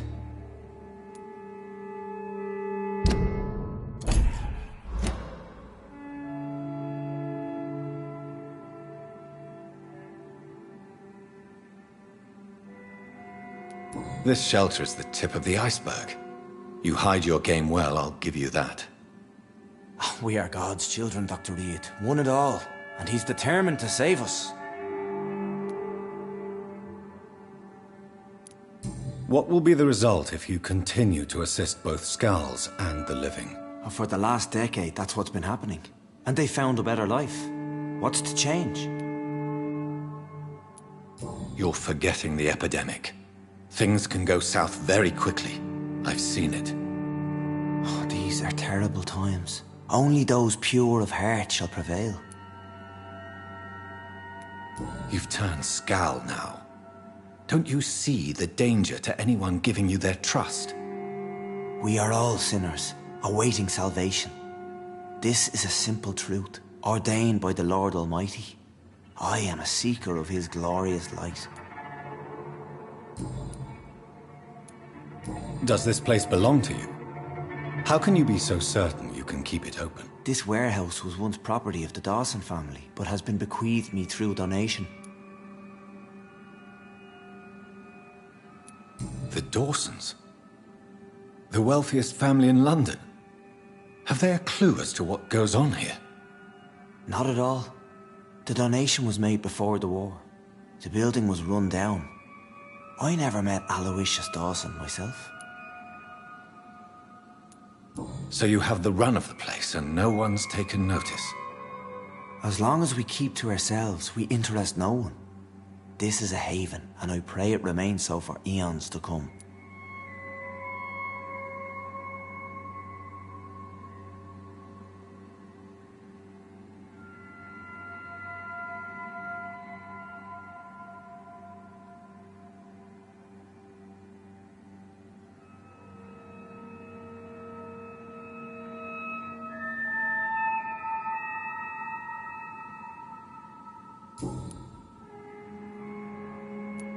Harriet, Miss Jones, has been behaving in a most violent manner. She's going to need special attention. That's precisely the reason I brought her here. To meet old Bridget. She's the guide Harriet requires.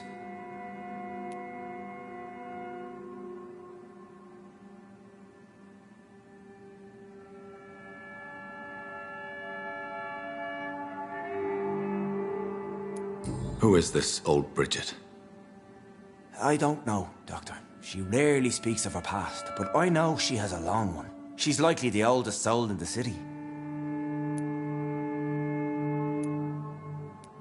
Harriet is possessed by her hatred. You cannot let her roam free. She's dangerous. She has joined her own kind, Doctor.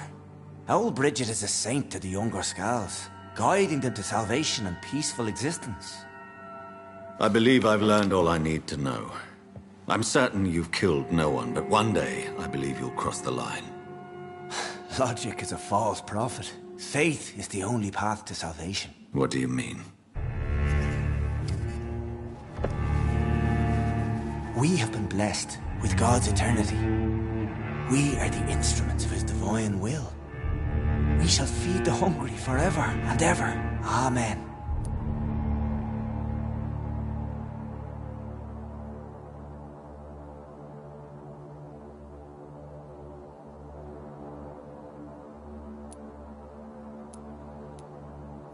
I will strive to emulate your merciful nature, Sean, but it's a difficult pledge to make. Give yourself over to God, Doctor. Expel your urges and kneel before the Lord in praise. These urges... You know the hunger will never be satisfied. I've come to embrace the everlasting craving. I have sworn to feed only upon the flesh of the dead. It is now my sacrament. Take, eat. This is my body. So saith the Lord.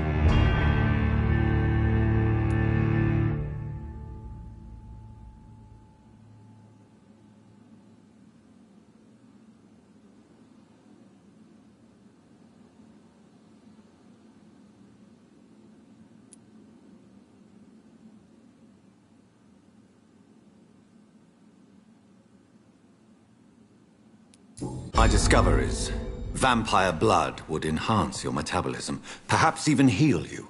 If what old Bridget says is true, I'll give you some of mine. I'd rather not. It would be extremely awkward. You have no choice, Sean. It's the only way to protect your chettle, those still amongst the living. No, Dr. Reed. God made me this way. Who am I to disobey his will? You believe that God's plan was for you to be abandoned at birth? The Lord works in mysterious ways. I can't imagine God intended for you to be molested by a priest in an orphanage. Drink, friend. No. I said kneel and drink. Now.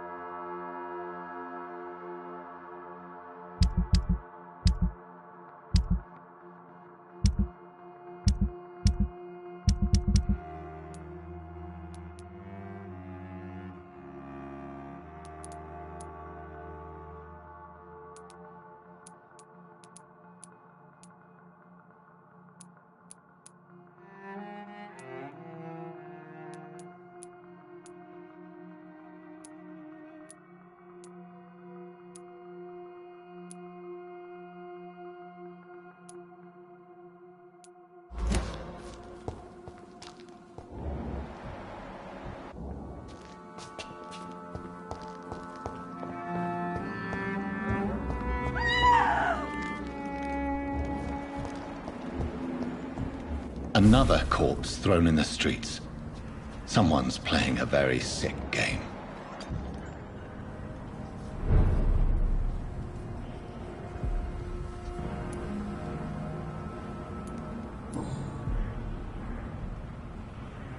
I know this brooch.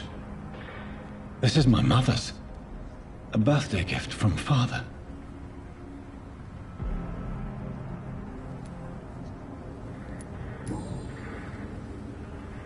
29 Pretty Orchard Street. That's near Poplar's district. Why would this man carry off my mother's brooch? I must go there.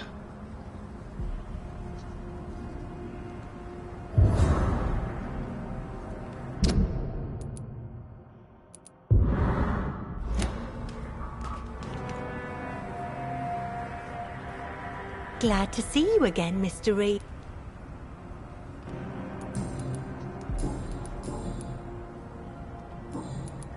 Did you see what happened? No. I was coming back to the shelter from work when I heard an awful scream, and there was this man, dead, just in front of the building. You saw nothing at all? No, I told you, just that awful woman's scream. A woman scream? Are you sure? Of course. It was terrifying. I thought it was my sister, so I ran.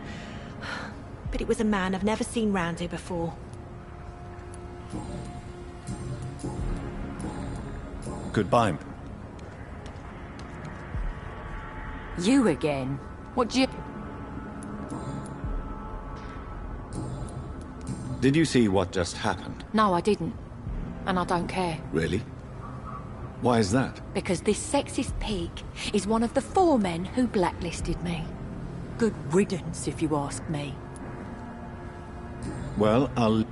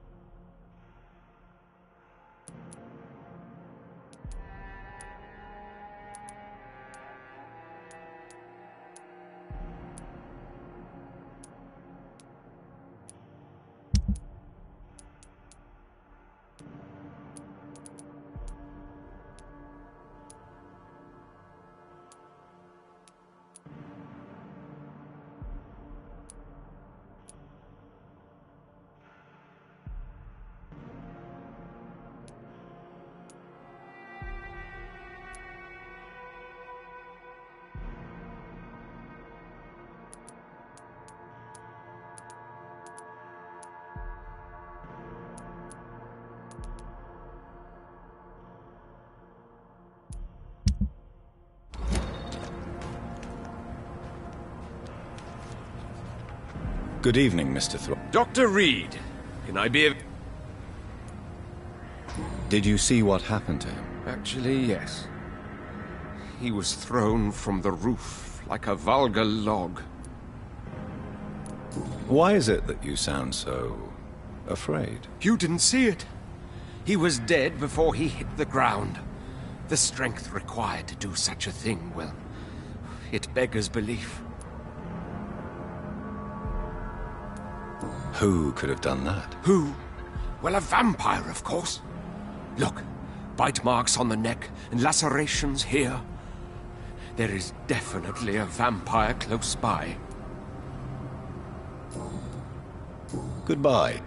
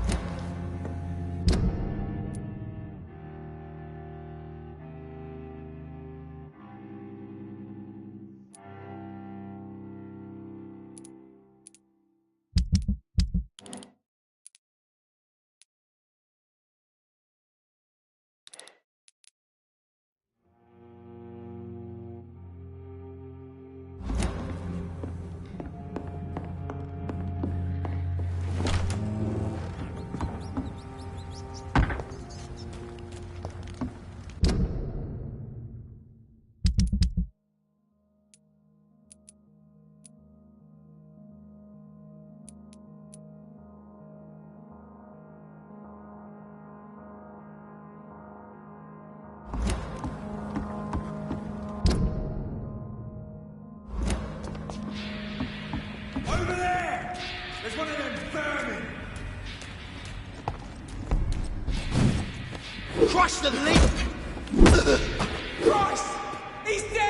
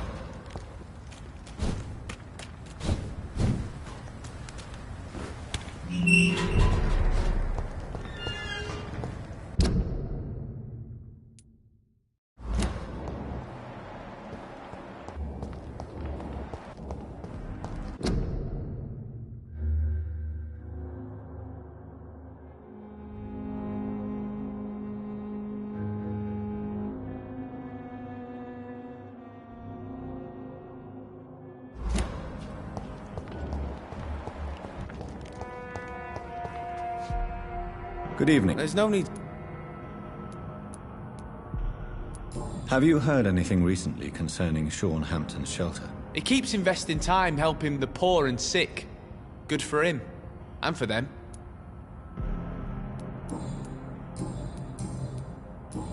Goodbye.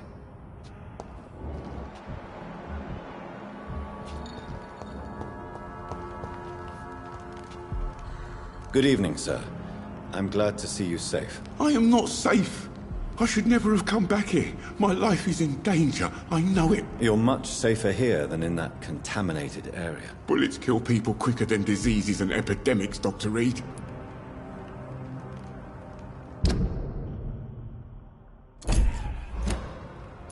Do you have recent news of Sean Hampton's shelter? I heard he kept on helping people, but I tried to stay away from his shelter. I don't feel safe there.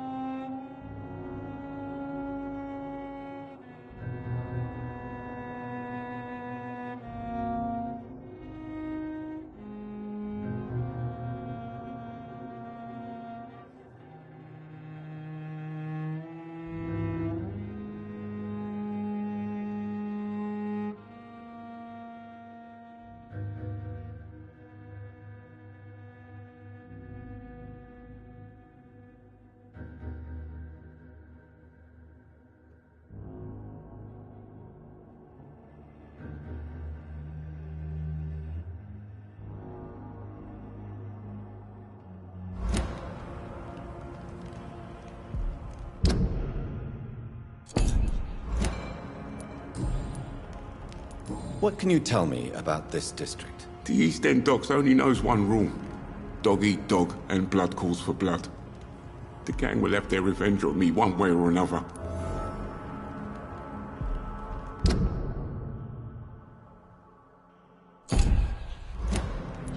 What can you tell me about the locals? Most people would say that Sean Hampton and Tom Watts are good men who try to sort things out. But for me, the real boss around there was my best friend, Jack Gillingham. Jack Gillingham, you say? Everyone round here knew Jack. He was a rock. A mountain, even. He feared nothing.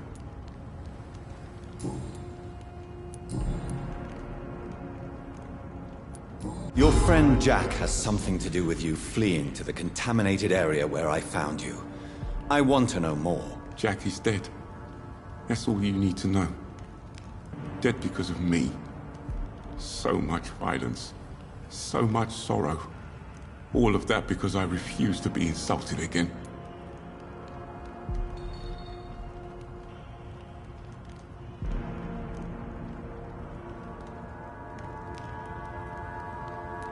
If you really believe you started all this mess, then face it.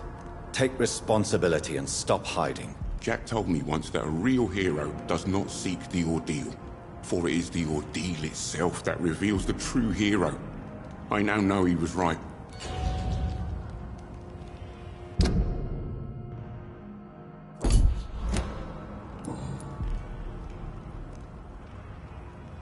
Goodbye.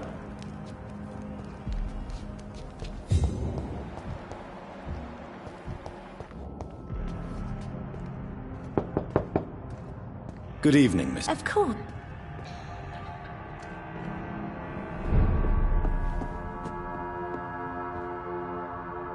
Sir?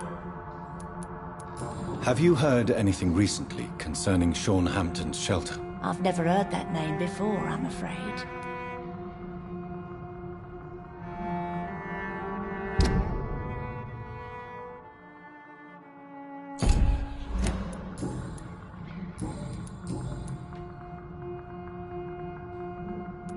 Miss Gillingham, why did you give Martin Nightingale the watch I returned to you? I'm not sure. I don't know.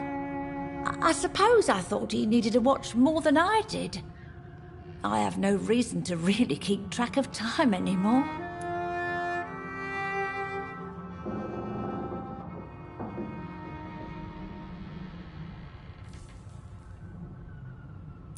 Why don't you need to keep track of time? I've spent my entire life marching to the tick of clocks and the ringing of bells. At my age, it's nice to finally be rid of those burdens. On my time. But it was your son's watch, Miss Gillingham. It was, wasn't it? I'm relieved you found it. Besides, it's more useful to him anyway. Goodbye.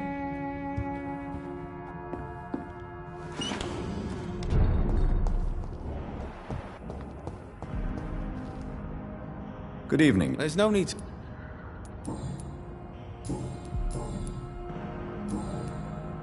Goodbye. Are you certain you're not lost, sir? You seem quite a stranger to these parts. Good evening. Are you... Good...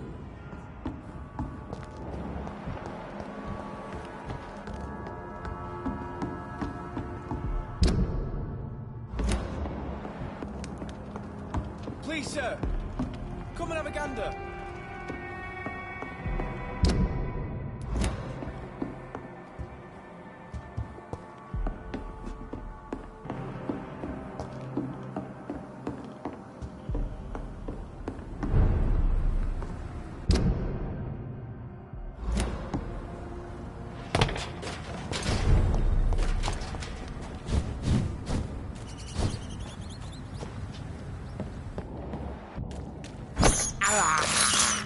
I have this thirst for blood. I can't believe I'm doing this.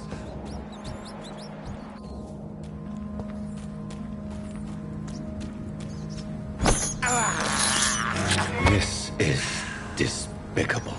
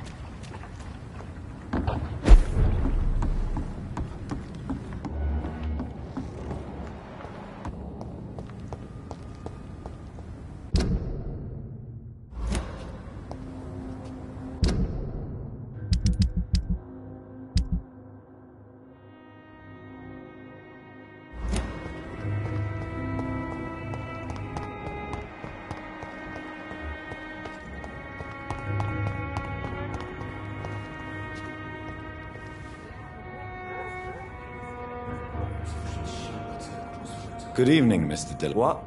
Oh, you're not doc... Do you have any recent news of Sean Hampton's shelter? I still sleep over there from time to time. The sad saint still manages the place, even if he's a little bit more reclusive since he returned.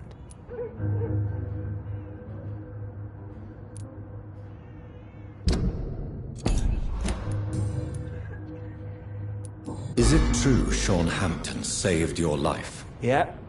The sad saint grabbed my soggy ass and brought me back to the pier after I fell into the canal. I was a wreck back then.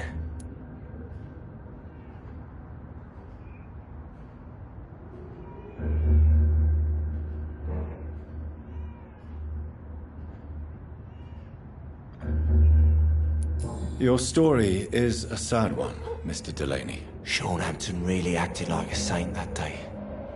But I suppose I'm just another lost soul who doesn't deserve to be saved.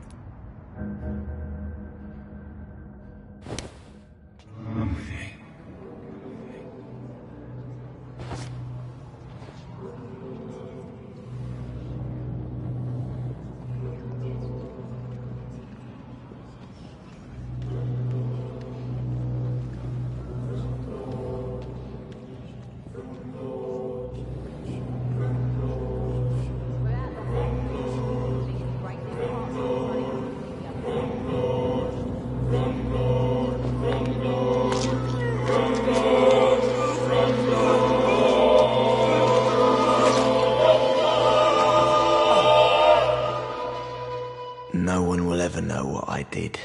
I'm gonna die with blood on my hands. No one will remember me.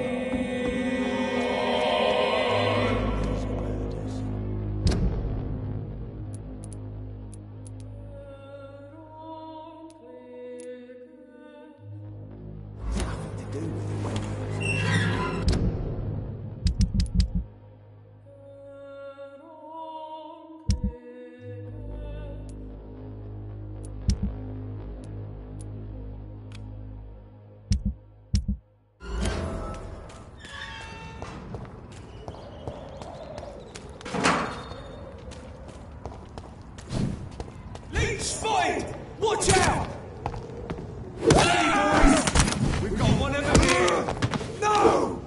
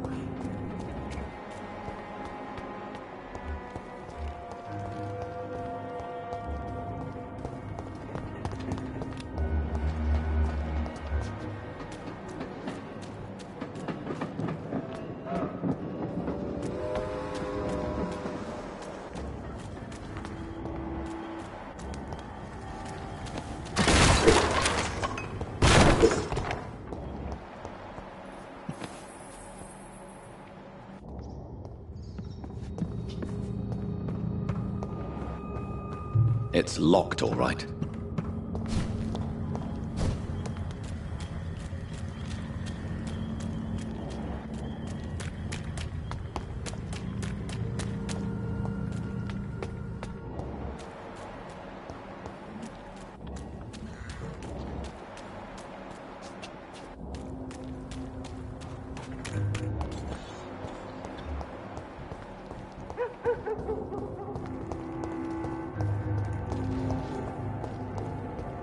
It's locked, all right.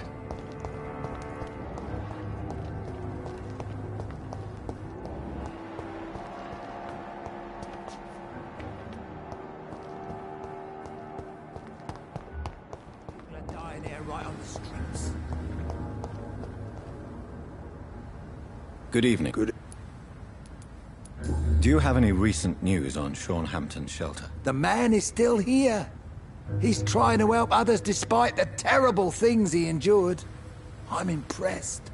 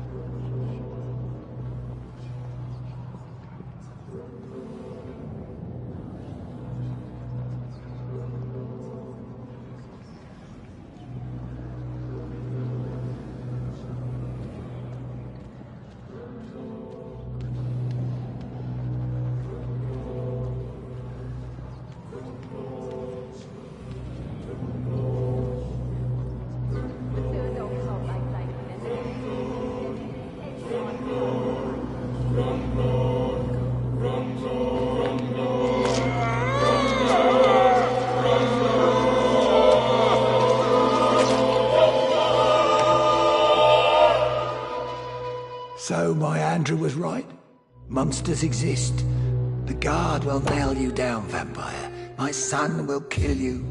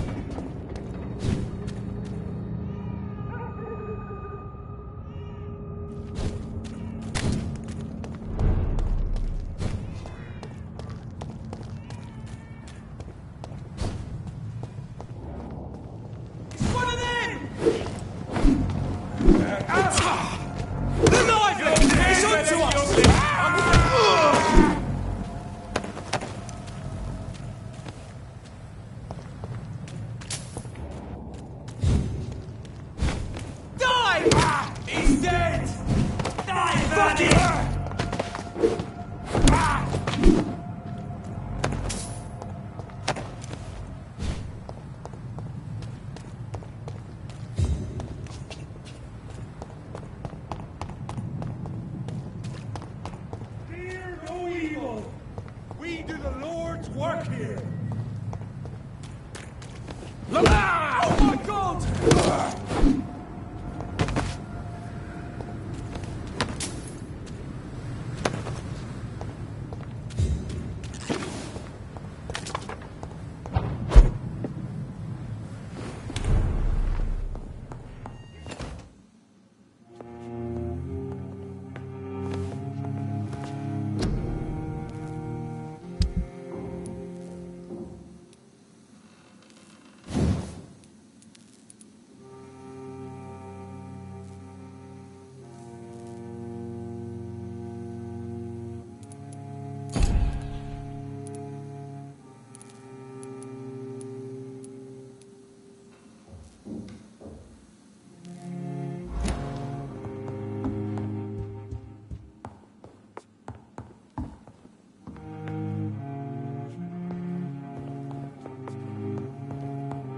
It's locked.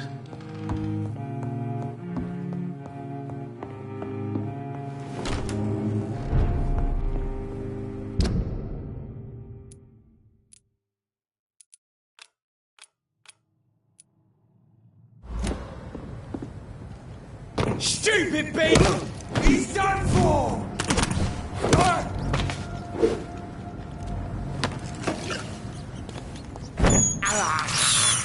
I have thirst for blood.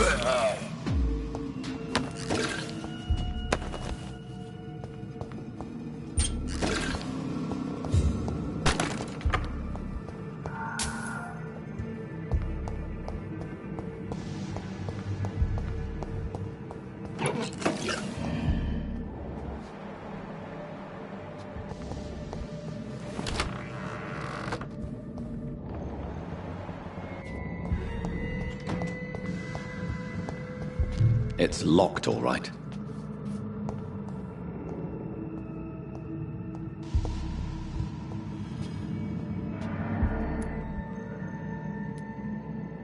Traces of a pinkish foam at the corner of the lips.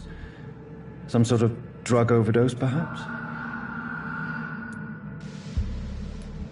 Multiple abrasions and scarring on the arms and legs. Old and distinctive injuries of a sailor or a fisherman. The chest was originally open to perform the operation. The sutures are clean, but the chest has been reopened.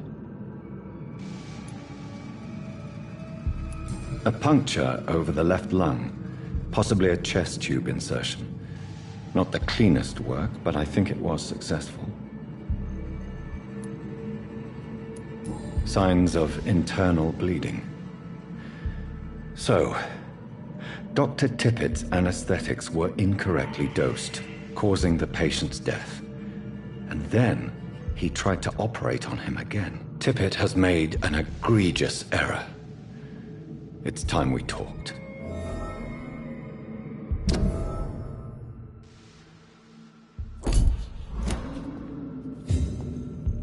Tippett has... It's locked.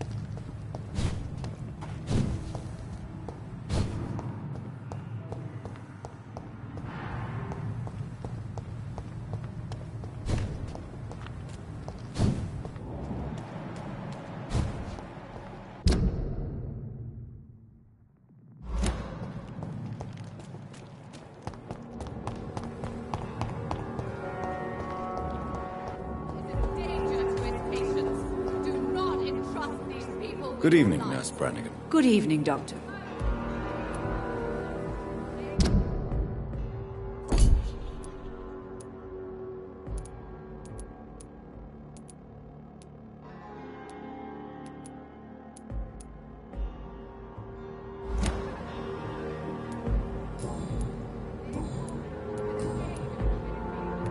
Tell me what Dr. Tippett did.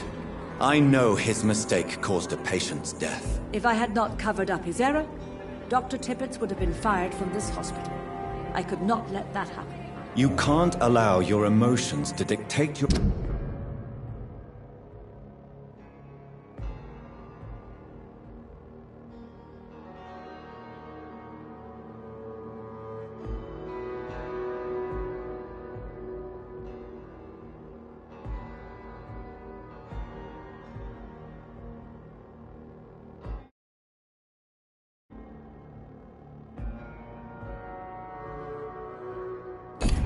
conduct concerning patients, Nurse Brannigan. Look around you, Dr. Reed. Do you really think we can afford to lose a brilliant practitioner like Dr. Tippett's in our situation?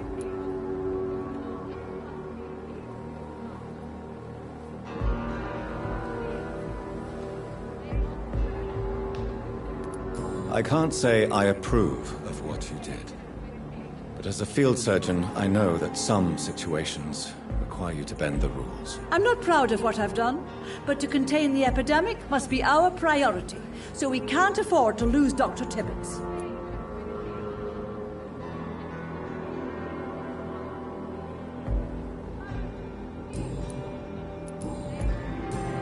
Goodbye, nurse.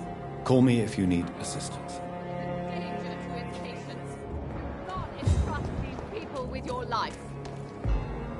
I have... Do you require medical attention as well, Mrs. Goswick? Do you know you're the only one who's asked me this? No. I don't feel well, actually. Despite what you think about this place, I can tell you with absolute certainty, taking this will help you recover. Well, at least your reputation seems well deserved. Unfortunately, I can't say the same for this hospital.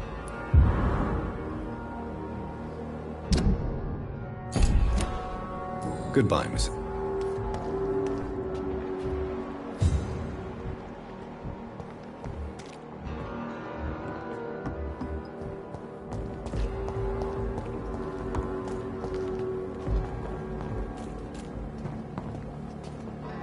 Good evening, Dr. Tippett. Dr. Reed, any good news to share? Do you need any medical assistance yourself, Doctor? Yes, indeed. But don't worry, I am perfectly capable of taking care of myself. I have no doubt about it, but you are still ill all the same. Please, take this medicine. I appreciate your concern, Dr. Reed. To be honest, I just did not take the time to diagnose myself.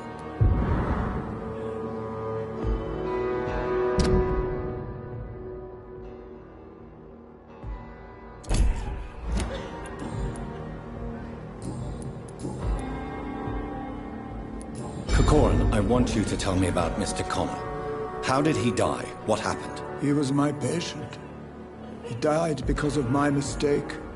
That's the blunt truth. Who was this patient? I don't know. Some sick man from the docks. Maybe a fisherman. I had no time to talk with him. No one claimed a body. What was the nature of the mistake? It was a twofold error. My diagnosis was wrong, and the administered dosage was too strong. Why not stop practicing? Are you mad? I killed that man, I admit it, and it won't happen again. I have saved so many lives since then.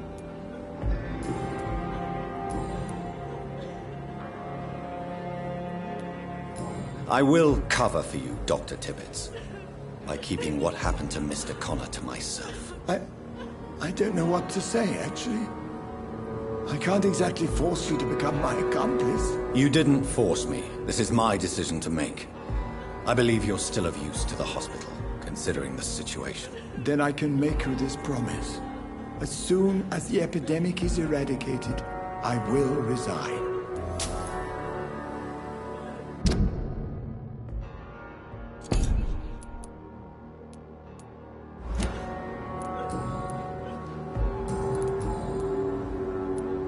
What will you do after your resignation?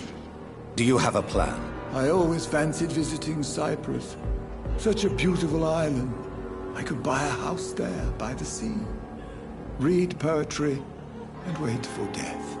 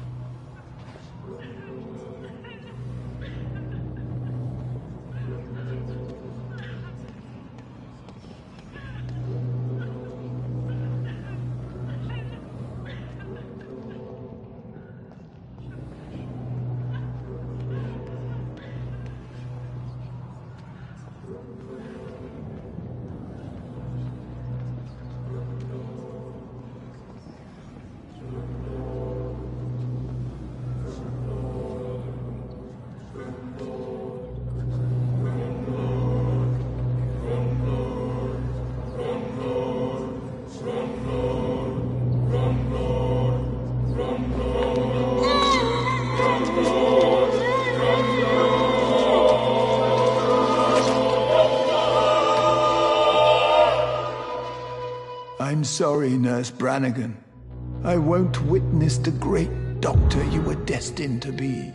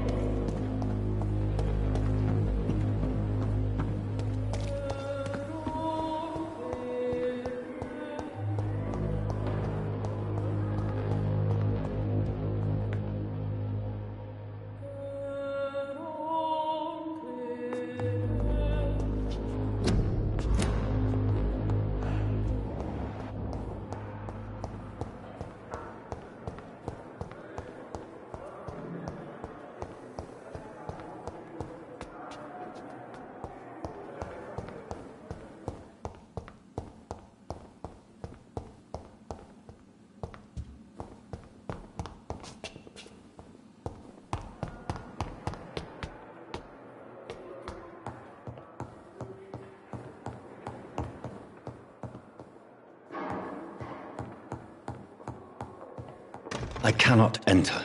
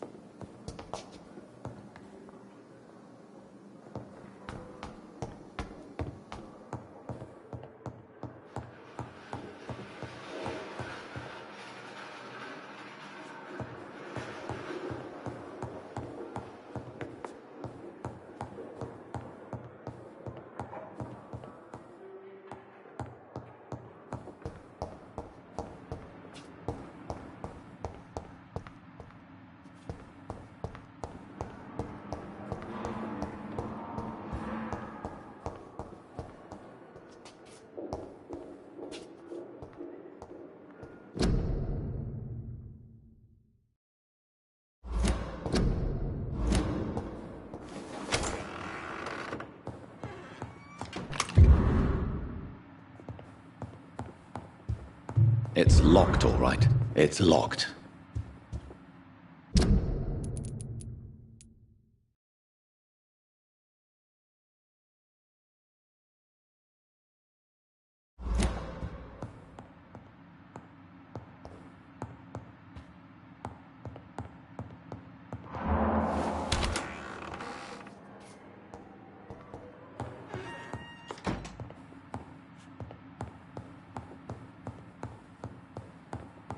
It's locked, all right.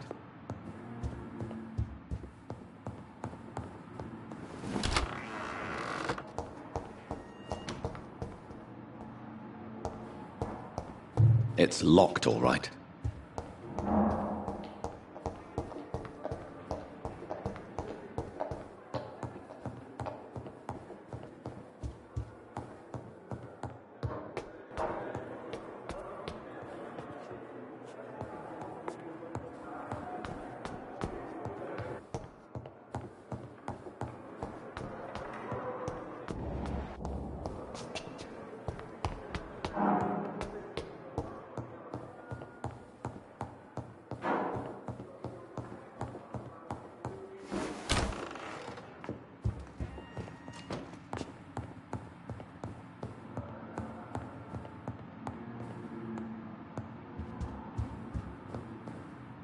Jonathan, at last. I've been worried sick. Have you solved the case of our poor Sean Hampton? Don't worry, Edgar. The reputation of Pembroke Hospital is secure. Sean Hampton was not the guilty party. Is that true? Oh, good news. Good news indeed. What do you know of the Ascalon Club? Not as much as I would like. There have always been rumors about a secret society of vampires operating in the interests of the British Empire, though I've never met a member. I crossed paths with one. A terrifying creature going by the name of Fergal. He was sent by the Ascalon Club to exterminate the Skulls of the East End. By the stole, Jonathan. If vampires are eliminating their own progeny, then dark times are upon us. Darker than I've ever witnessed. Do you think Lady Ashbury would know of them? Jonathan, our beloved lady is not one for social dalliances, nor the assemblies of dark orders. She's a woman of superior taste and selective acquaintance. I found Harriet Jones. She's much the same old, embittered woman she was, only she's been made a Skull. Her transformation did not go well. Incredible. Well, why not bring her here? We could learn so much by studying her condition. It would be fascinating. I doubt that. She can barely move. Perhaps we could learn more about the degeneration of Skulls. Perhaps. But she could also belong to a new species. We know so little of the laws that dictate vampire reproduction. Were there any studies made by your order on the subject? Not that I'm aware of. I will transmit your discovery to the Brotherhood's primate. He will be delighted. Does the name Old Bridget ring any bells? I'd never heard of her. Why? A patient of ours? I must confess, I don't know them all. No, it's just someone I recently met. A fascinating woman. I had thought that perhaps... By the stole, Jonathan, you've met another vampire? I would appreciate an introduction, if that's the case. A pleasure as always, Edgar.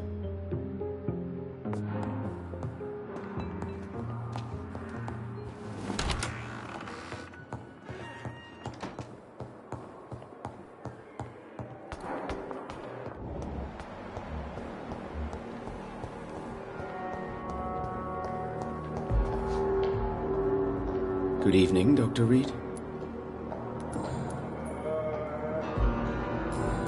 Goodbye.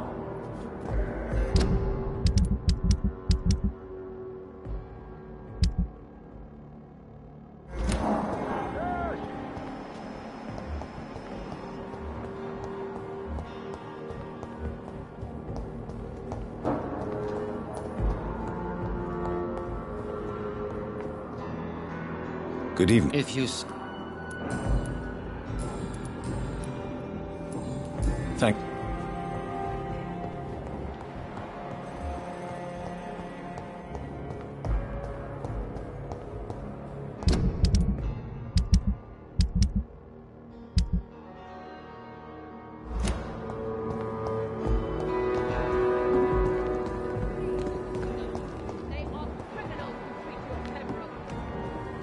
This hospital is is a danger to its patients. Do not entrust these people. It is good to see you again, Jonathan. How are you? I'm better than one might expect, Lady Ashbury. Dr. Swansea has asked me to investigate the recent disturbances in the hospital, caused by skulls. Really? What do you mean? I discovered the most intriguing skull.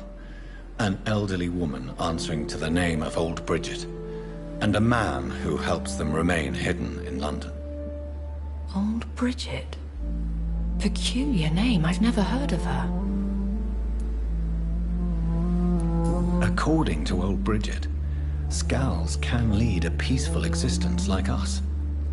They are even able to nourish themselves by feeding on corpses and the flesh of the dead. How vile.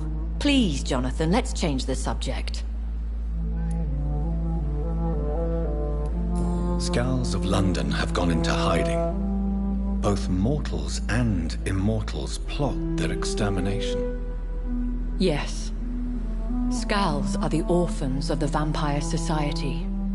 They are the shame of their genitors, a disgrace to the vampire that created them.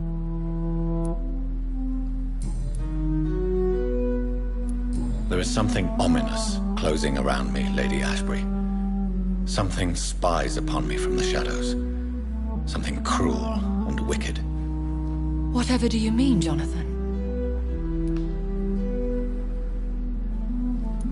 If Sean Hampton and Harriet were not the guilty parties, then who? I saw the bodies and the blood.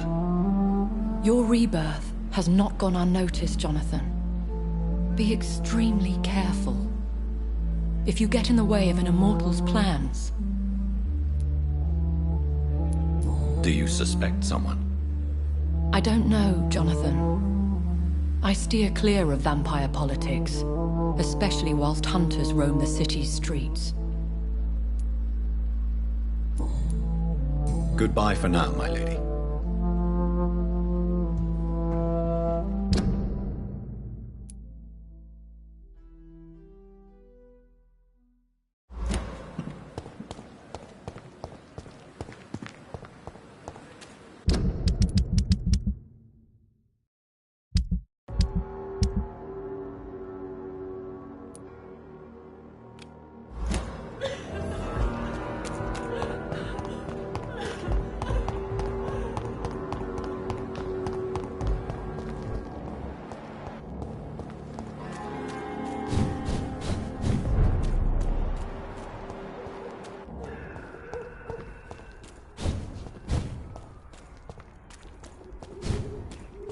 It's one of them!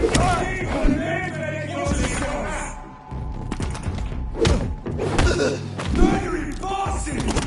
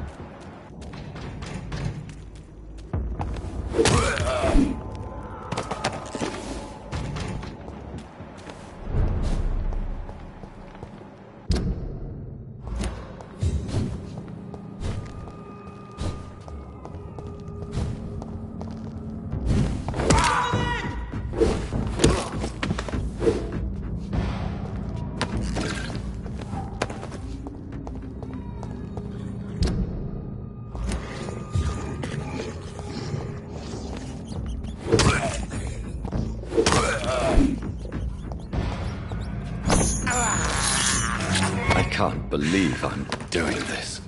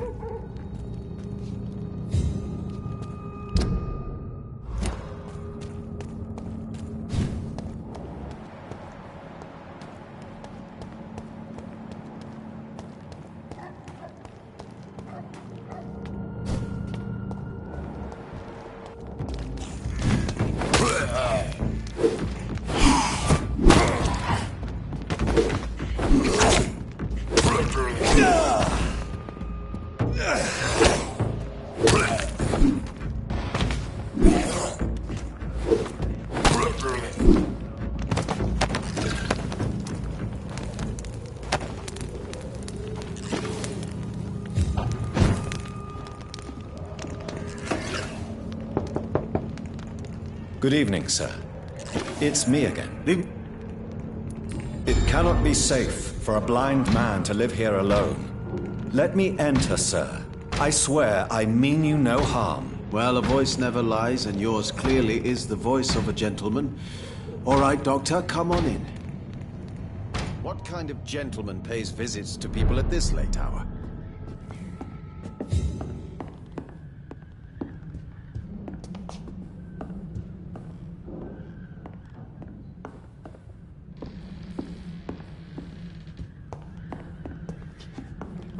Tell me, how do you see the world these days?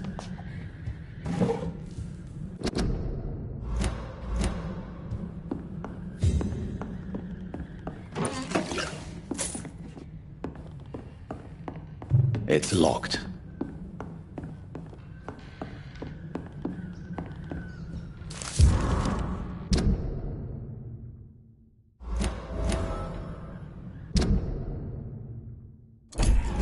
What kind of gentleman pays visits to people at this late hour?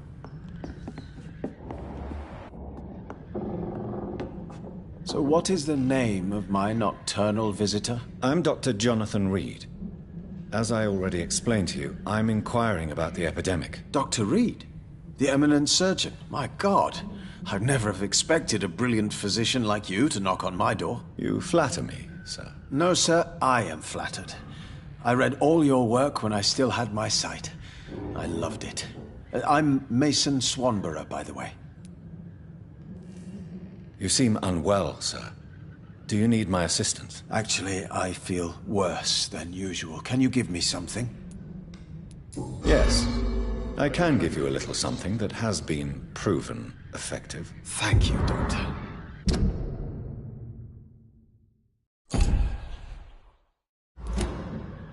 Do you know Braille, Mr. Swanborough? I'm no expert, but I learned it in my spare time, yes. Why? I found a strange document entitled Cure for Blindness.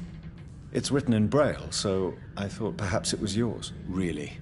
Is that some kind of sick joke? Let me see. Here it is. This letter seems authentic. And it actually refers to an experimental cure for blindness. You have piqued my interest, Dr. Reed. Could it be of any use to you? No.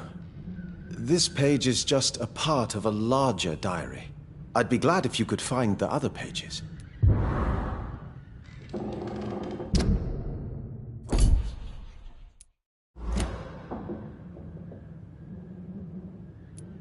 I found another page of the diary, Mr. Swanborough. This diary is still not complete.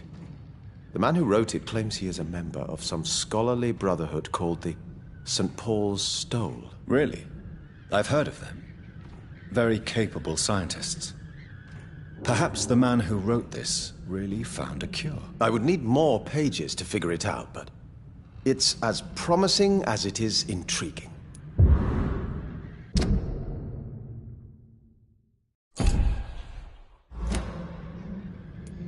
Have you heard anything about Nurse Crane and her dispensary? I don't know who she is.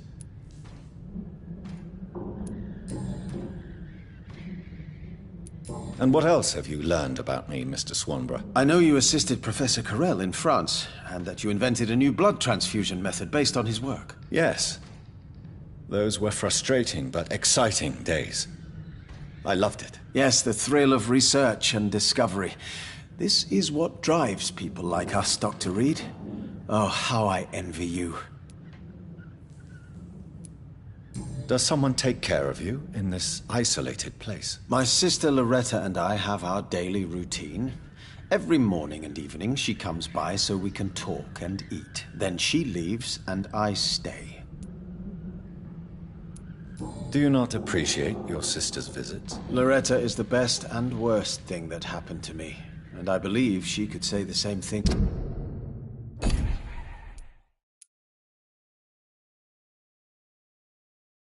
About me. Where does your sister go? Well, let's just say, she earns enough money for us both. What's so amusing about that? I won't hide the truth from you. Loretta sells a fake miracle elixir to the sick people of Whitechapel.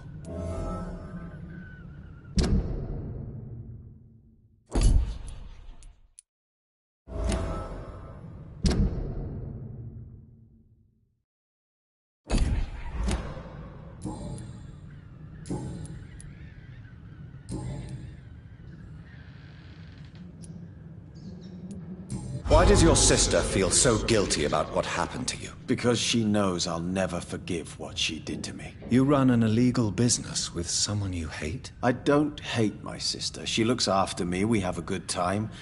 But I'm just not ready to forgive her.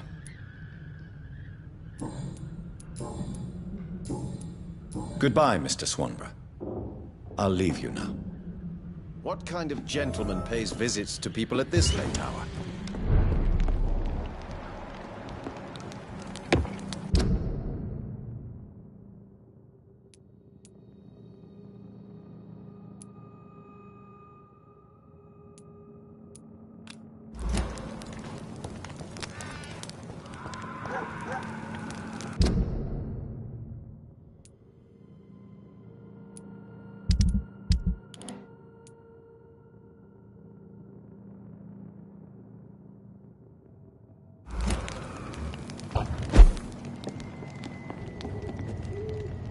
So many bad things recently. Good evening, Mr. Swanborough. Is he... Tell me, how do you see the world these days? What can I do?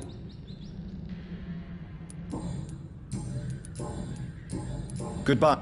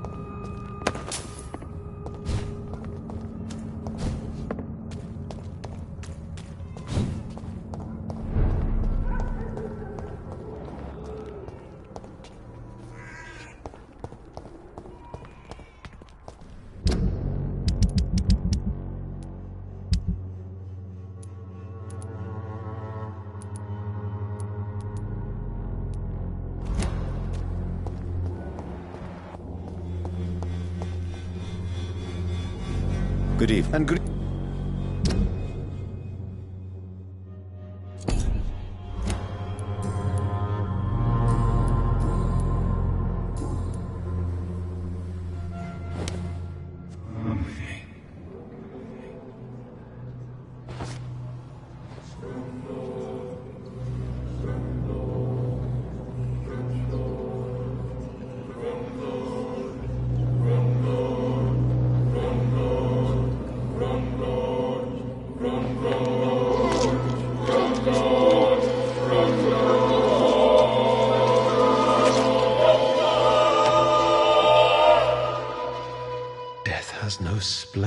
at all. Oh, I see it now. I see it. Oh, the verses I could write.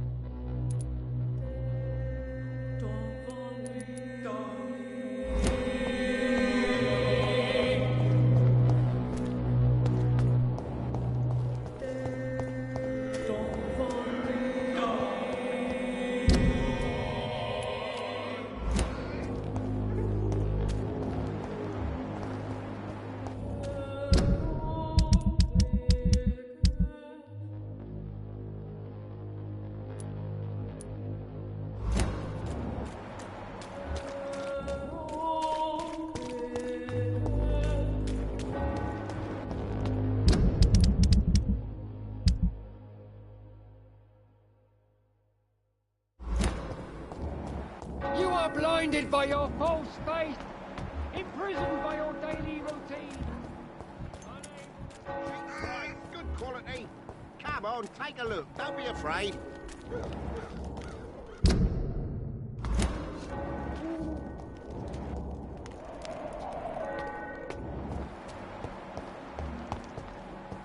Who distributes flowers at this hour of night? Good evening, sir. Do you remember me? If you're here for a reward, you'll be sorely disappointed. But I'll gladly shake the hand of a fellow countryman. I'm not here for a bounty. I'm a doctor. Dr. Reed from the Pembroke. A doctor? In Whitechapel? What an opportunity. My name's Bates. Cadogan Bates. Do you require assistance, Mr. Bates? Not me, but your skills could help a lot of people round here. That would help my business, because I say a live tenant's a paying tenant. Since I took an oath to help people, can I be of assistance? Well, seen better days, that's for sure. But it was bound to happen with all these refugees about. Infecting you is probably the last thing on these people's minds. Take this, in any case. What? You give me this for free? Don't have a clue about this place, do you?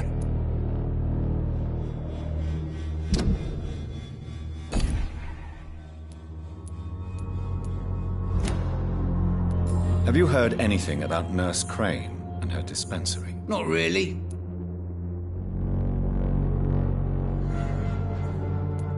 Why am I not convinced? Maybe it's because you lack faith.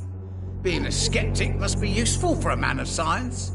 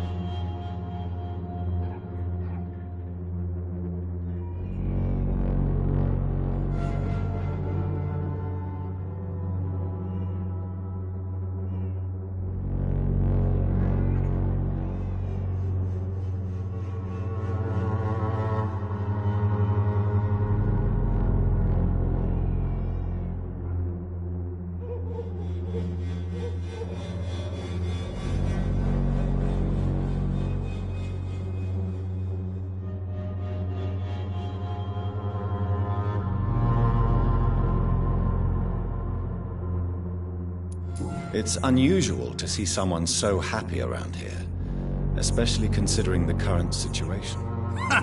Why should I be sad now? There've always been wars, disease, tragedy. There always will be. That's an unusual way of seeing things in these trying times. I don't see why I should shed a tear for another man's woes. I'm healthy, and I intend to stay so.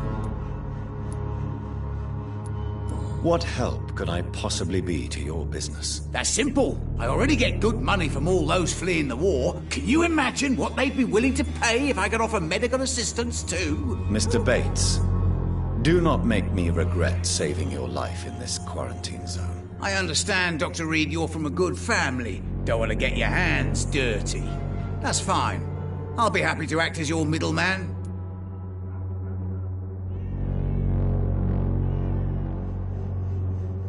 I've no interest in money. Perhaps one night I will visit you and take what I require. If that should happen, there will be no need for a middleman. So it's a no, then. That's too bad. The Reed tonic could have really helped people, you know, saved lives. Isn't that what you do? I mean, people buy that Swamborous shit. What is your business, exactly? I offer fair lodgings for a modest price to the poor and weary of Whitechapel. I see. And what about those who cannot pay? Well, deals can be done, if you know what I mean. Money's not the only currency. After all, I'm not immune to a pretty face.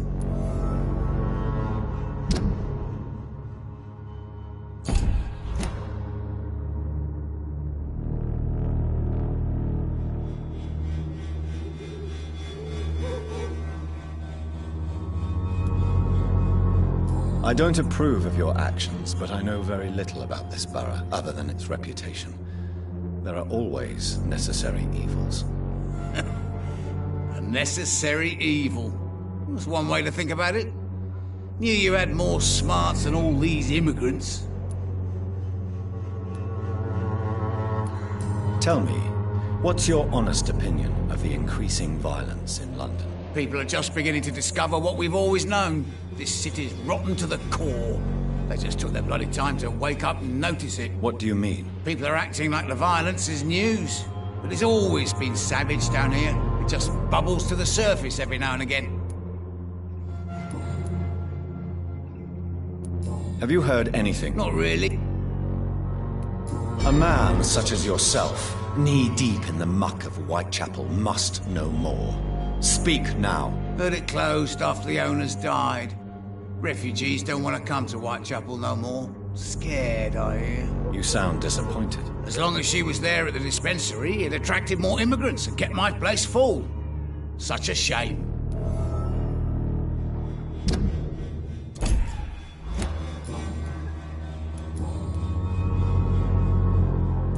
You seem to have recovered well since your attack.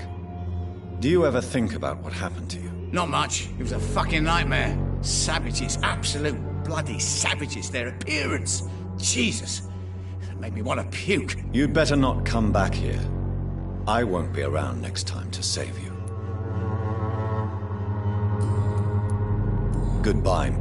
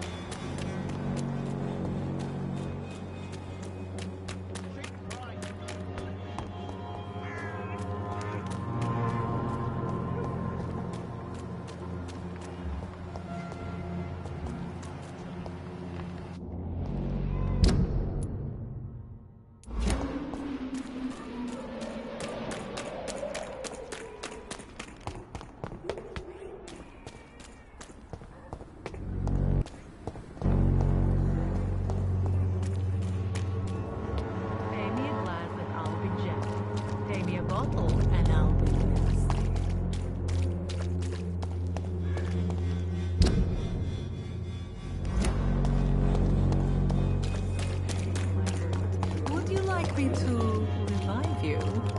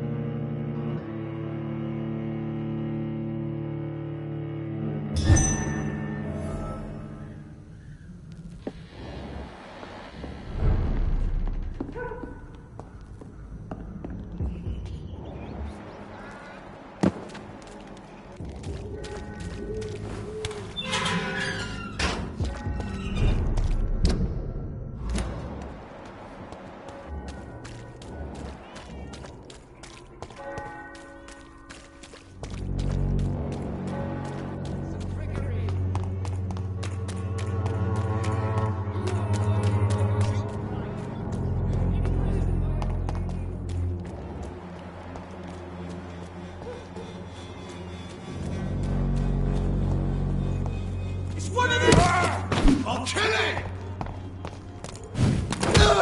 He's dead!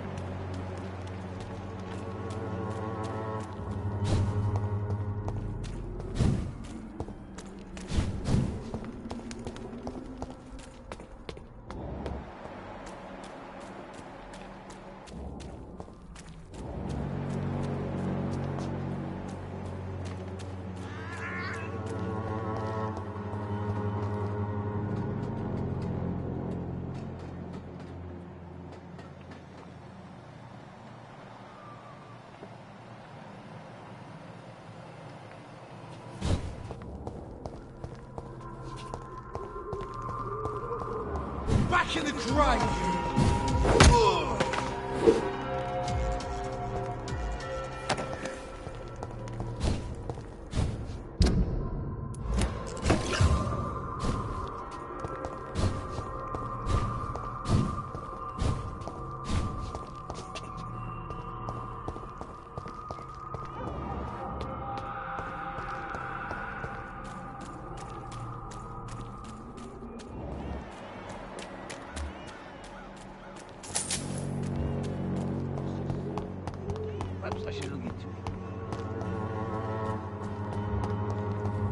As long as you have the money.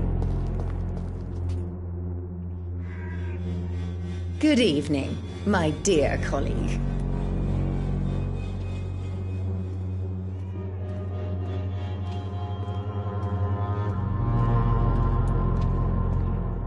You look ill, Miss Swanborough. I wonder if your concoction will do the trick. I have no doubt it will. But I'm not against a second opinion, Dr. Reed. Well, there you have it. Take this remedy, but be discreet. It may damage your business otherwise. Thank you.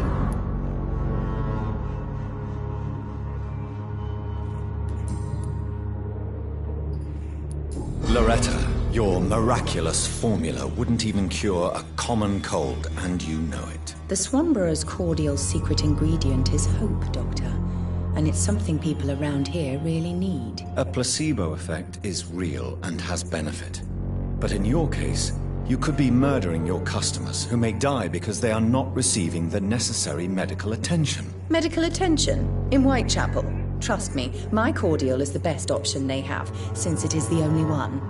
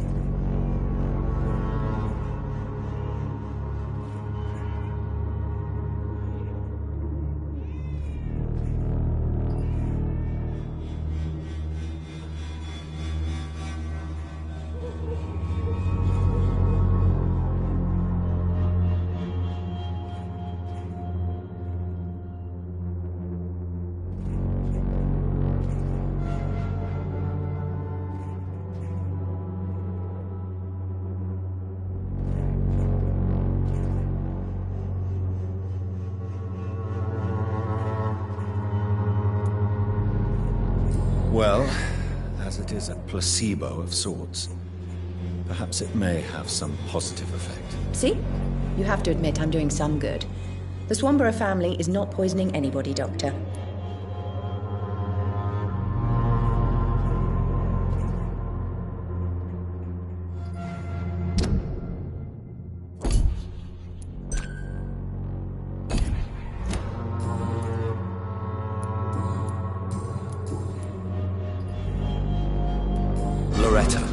Why do you feel so guilty about your brother? I don't expect him to forgive me.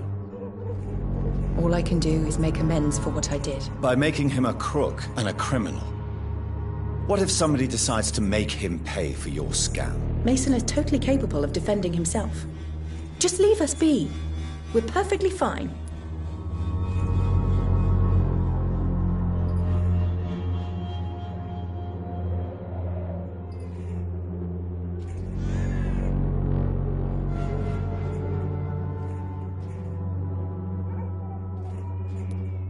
Don't you think he needs to be somewhere he can receive appropriate medical care? Mason wants to be useful, can you understand that? And chemistry is his passion, and the Swanborough cordial gives him a purpose in life.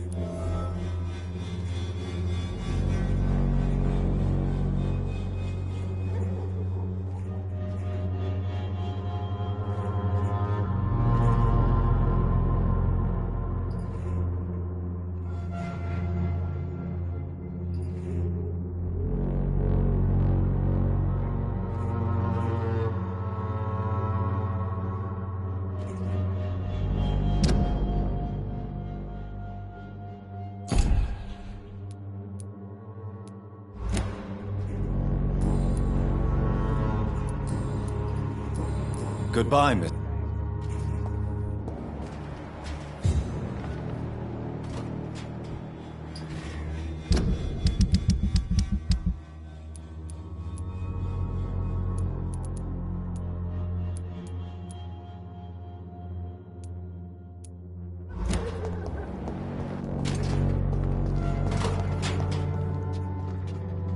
Good evening. I'm afraid not.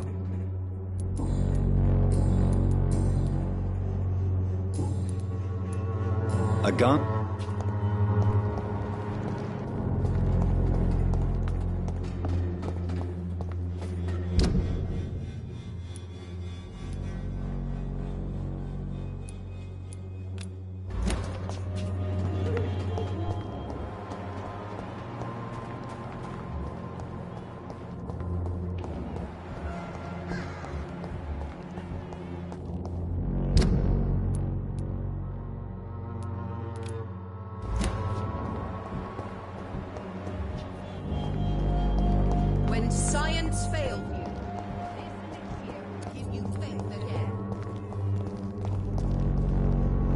Good evening, Xiaoshu. 晚上好, Dr. Reed.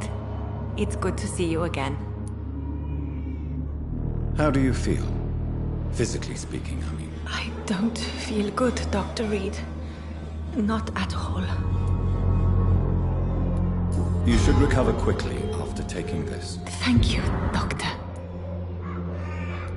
Have you recent news of Nurse Crane and her dispensary? I heard that she used to help the refugees, but unfortunately you don't see her around anymore.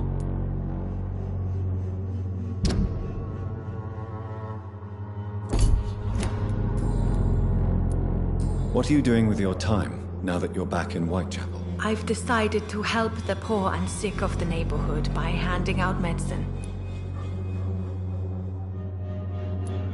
That's very charitable of you. But why do it at night? I've noticed that the most desperate people tend to go out after dark. Hence my presence, to help them when I can.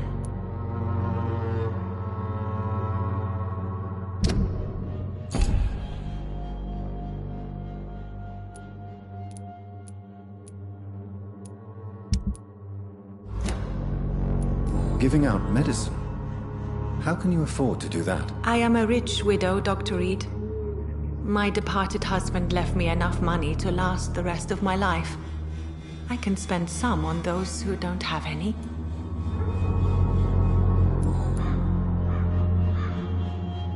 Why don't you move to a better neighborhood? I thought about it, I confess. To go back to the same empty home every day still hurts me a lot. Why stay here then? I am a woman of habit, Dr. Reed. And for now I am happier being useful in a familiar place than I would be anywhere else.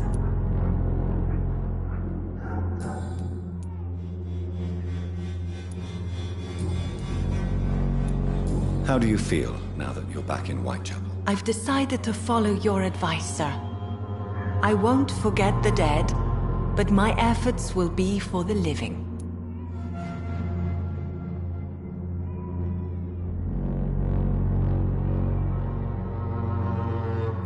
Try not to lose yourself in the process.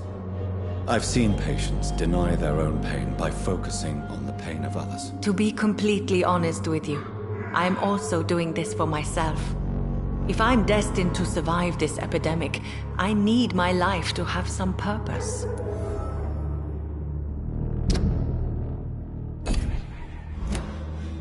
Do you still think about your departed husband? Of course I do.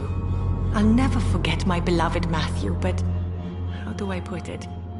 Now I miss him more than I want him back. I know what you mean.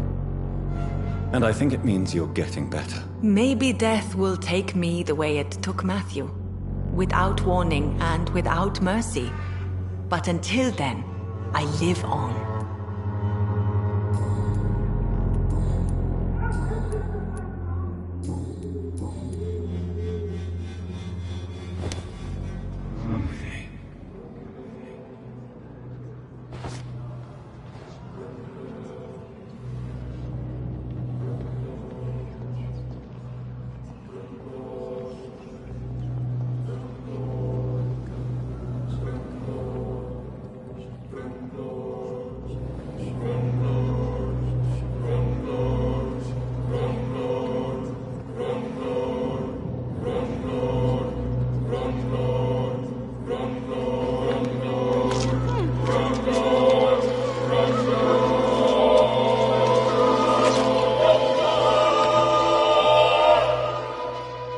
Why convince me to live if it was to kill me later? If it was a game, consider it a success, you cruel demon.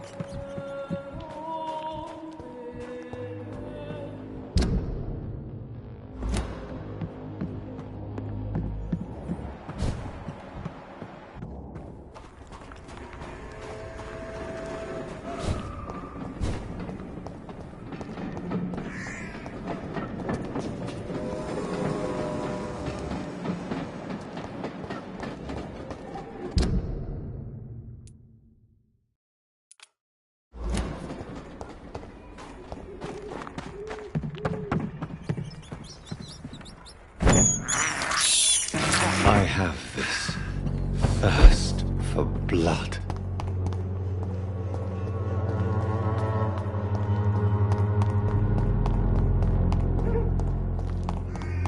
I won't end up another drunk hole.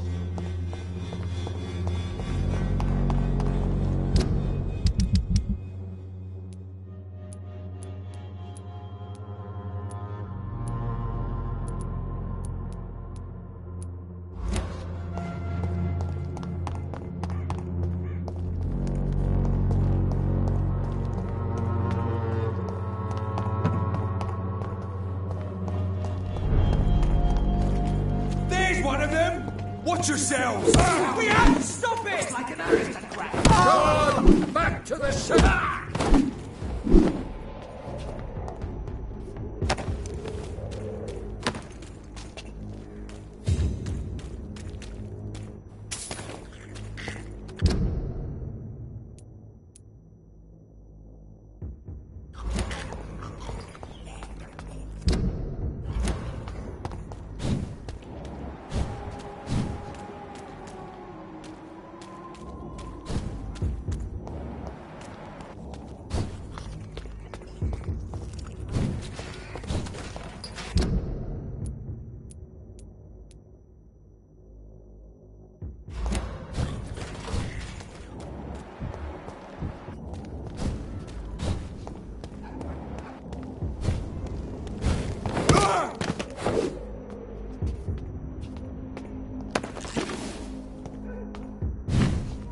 It's one of them! We have to stop it!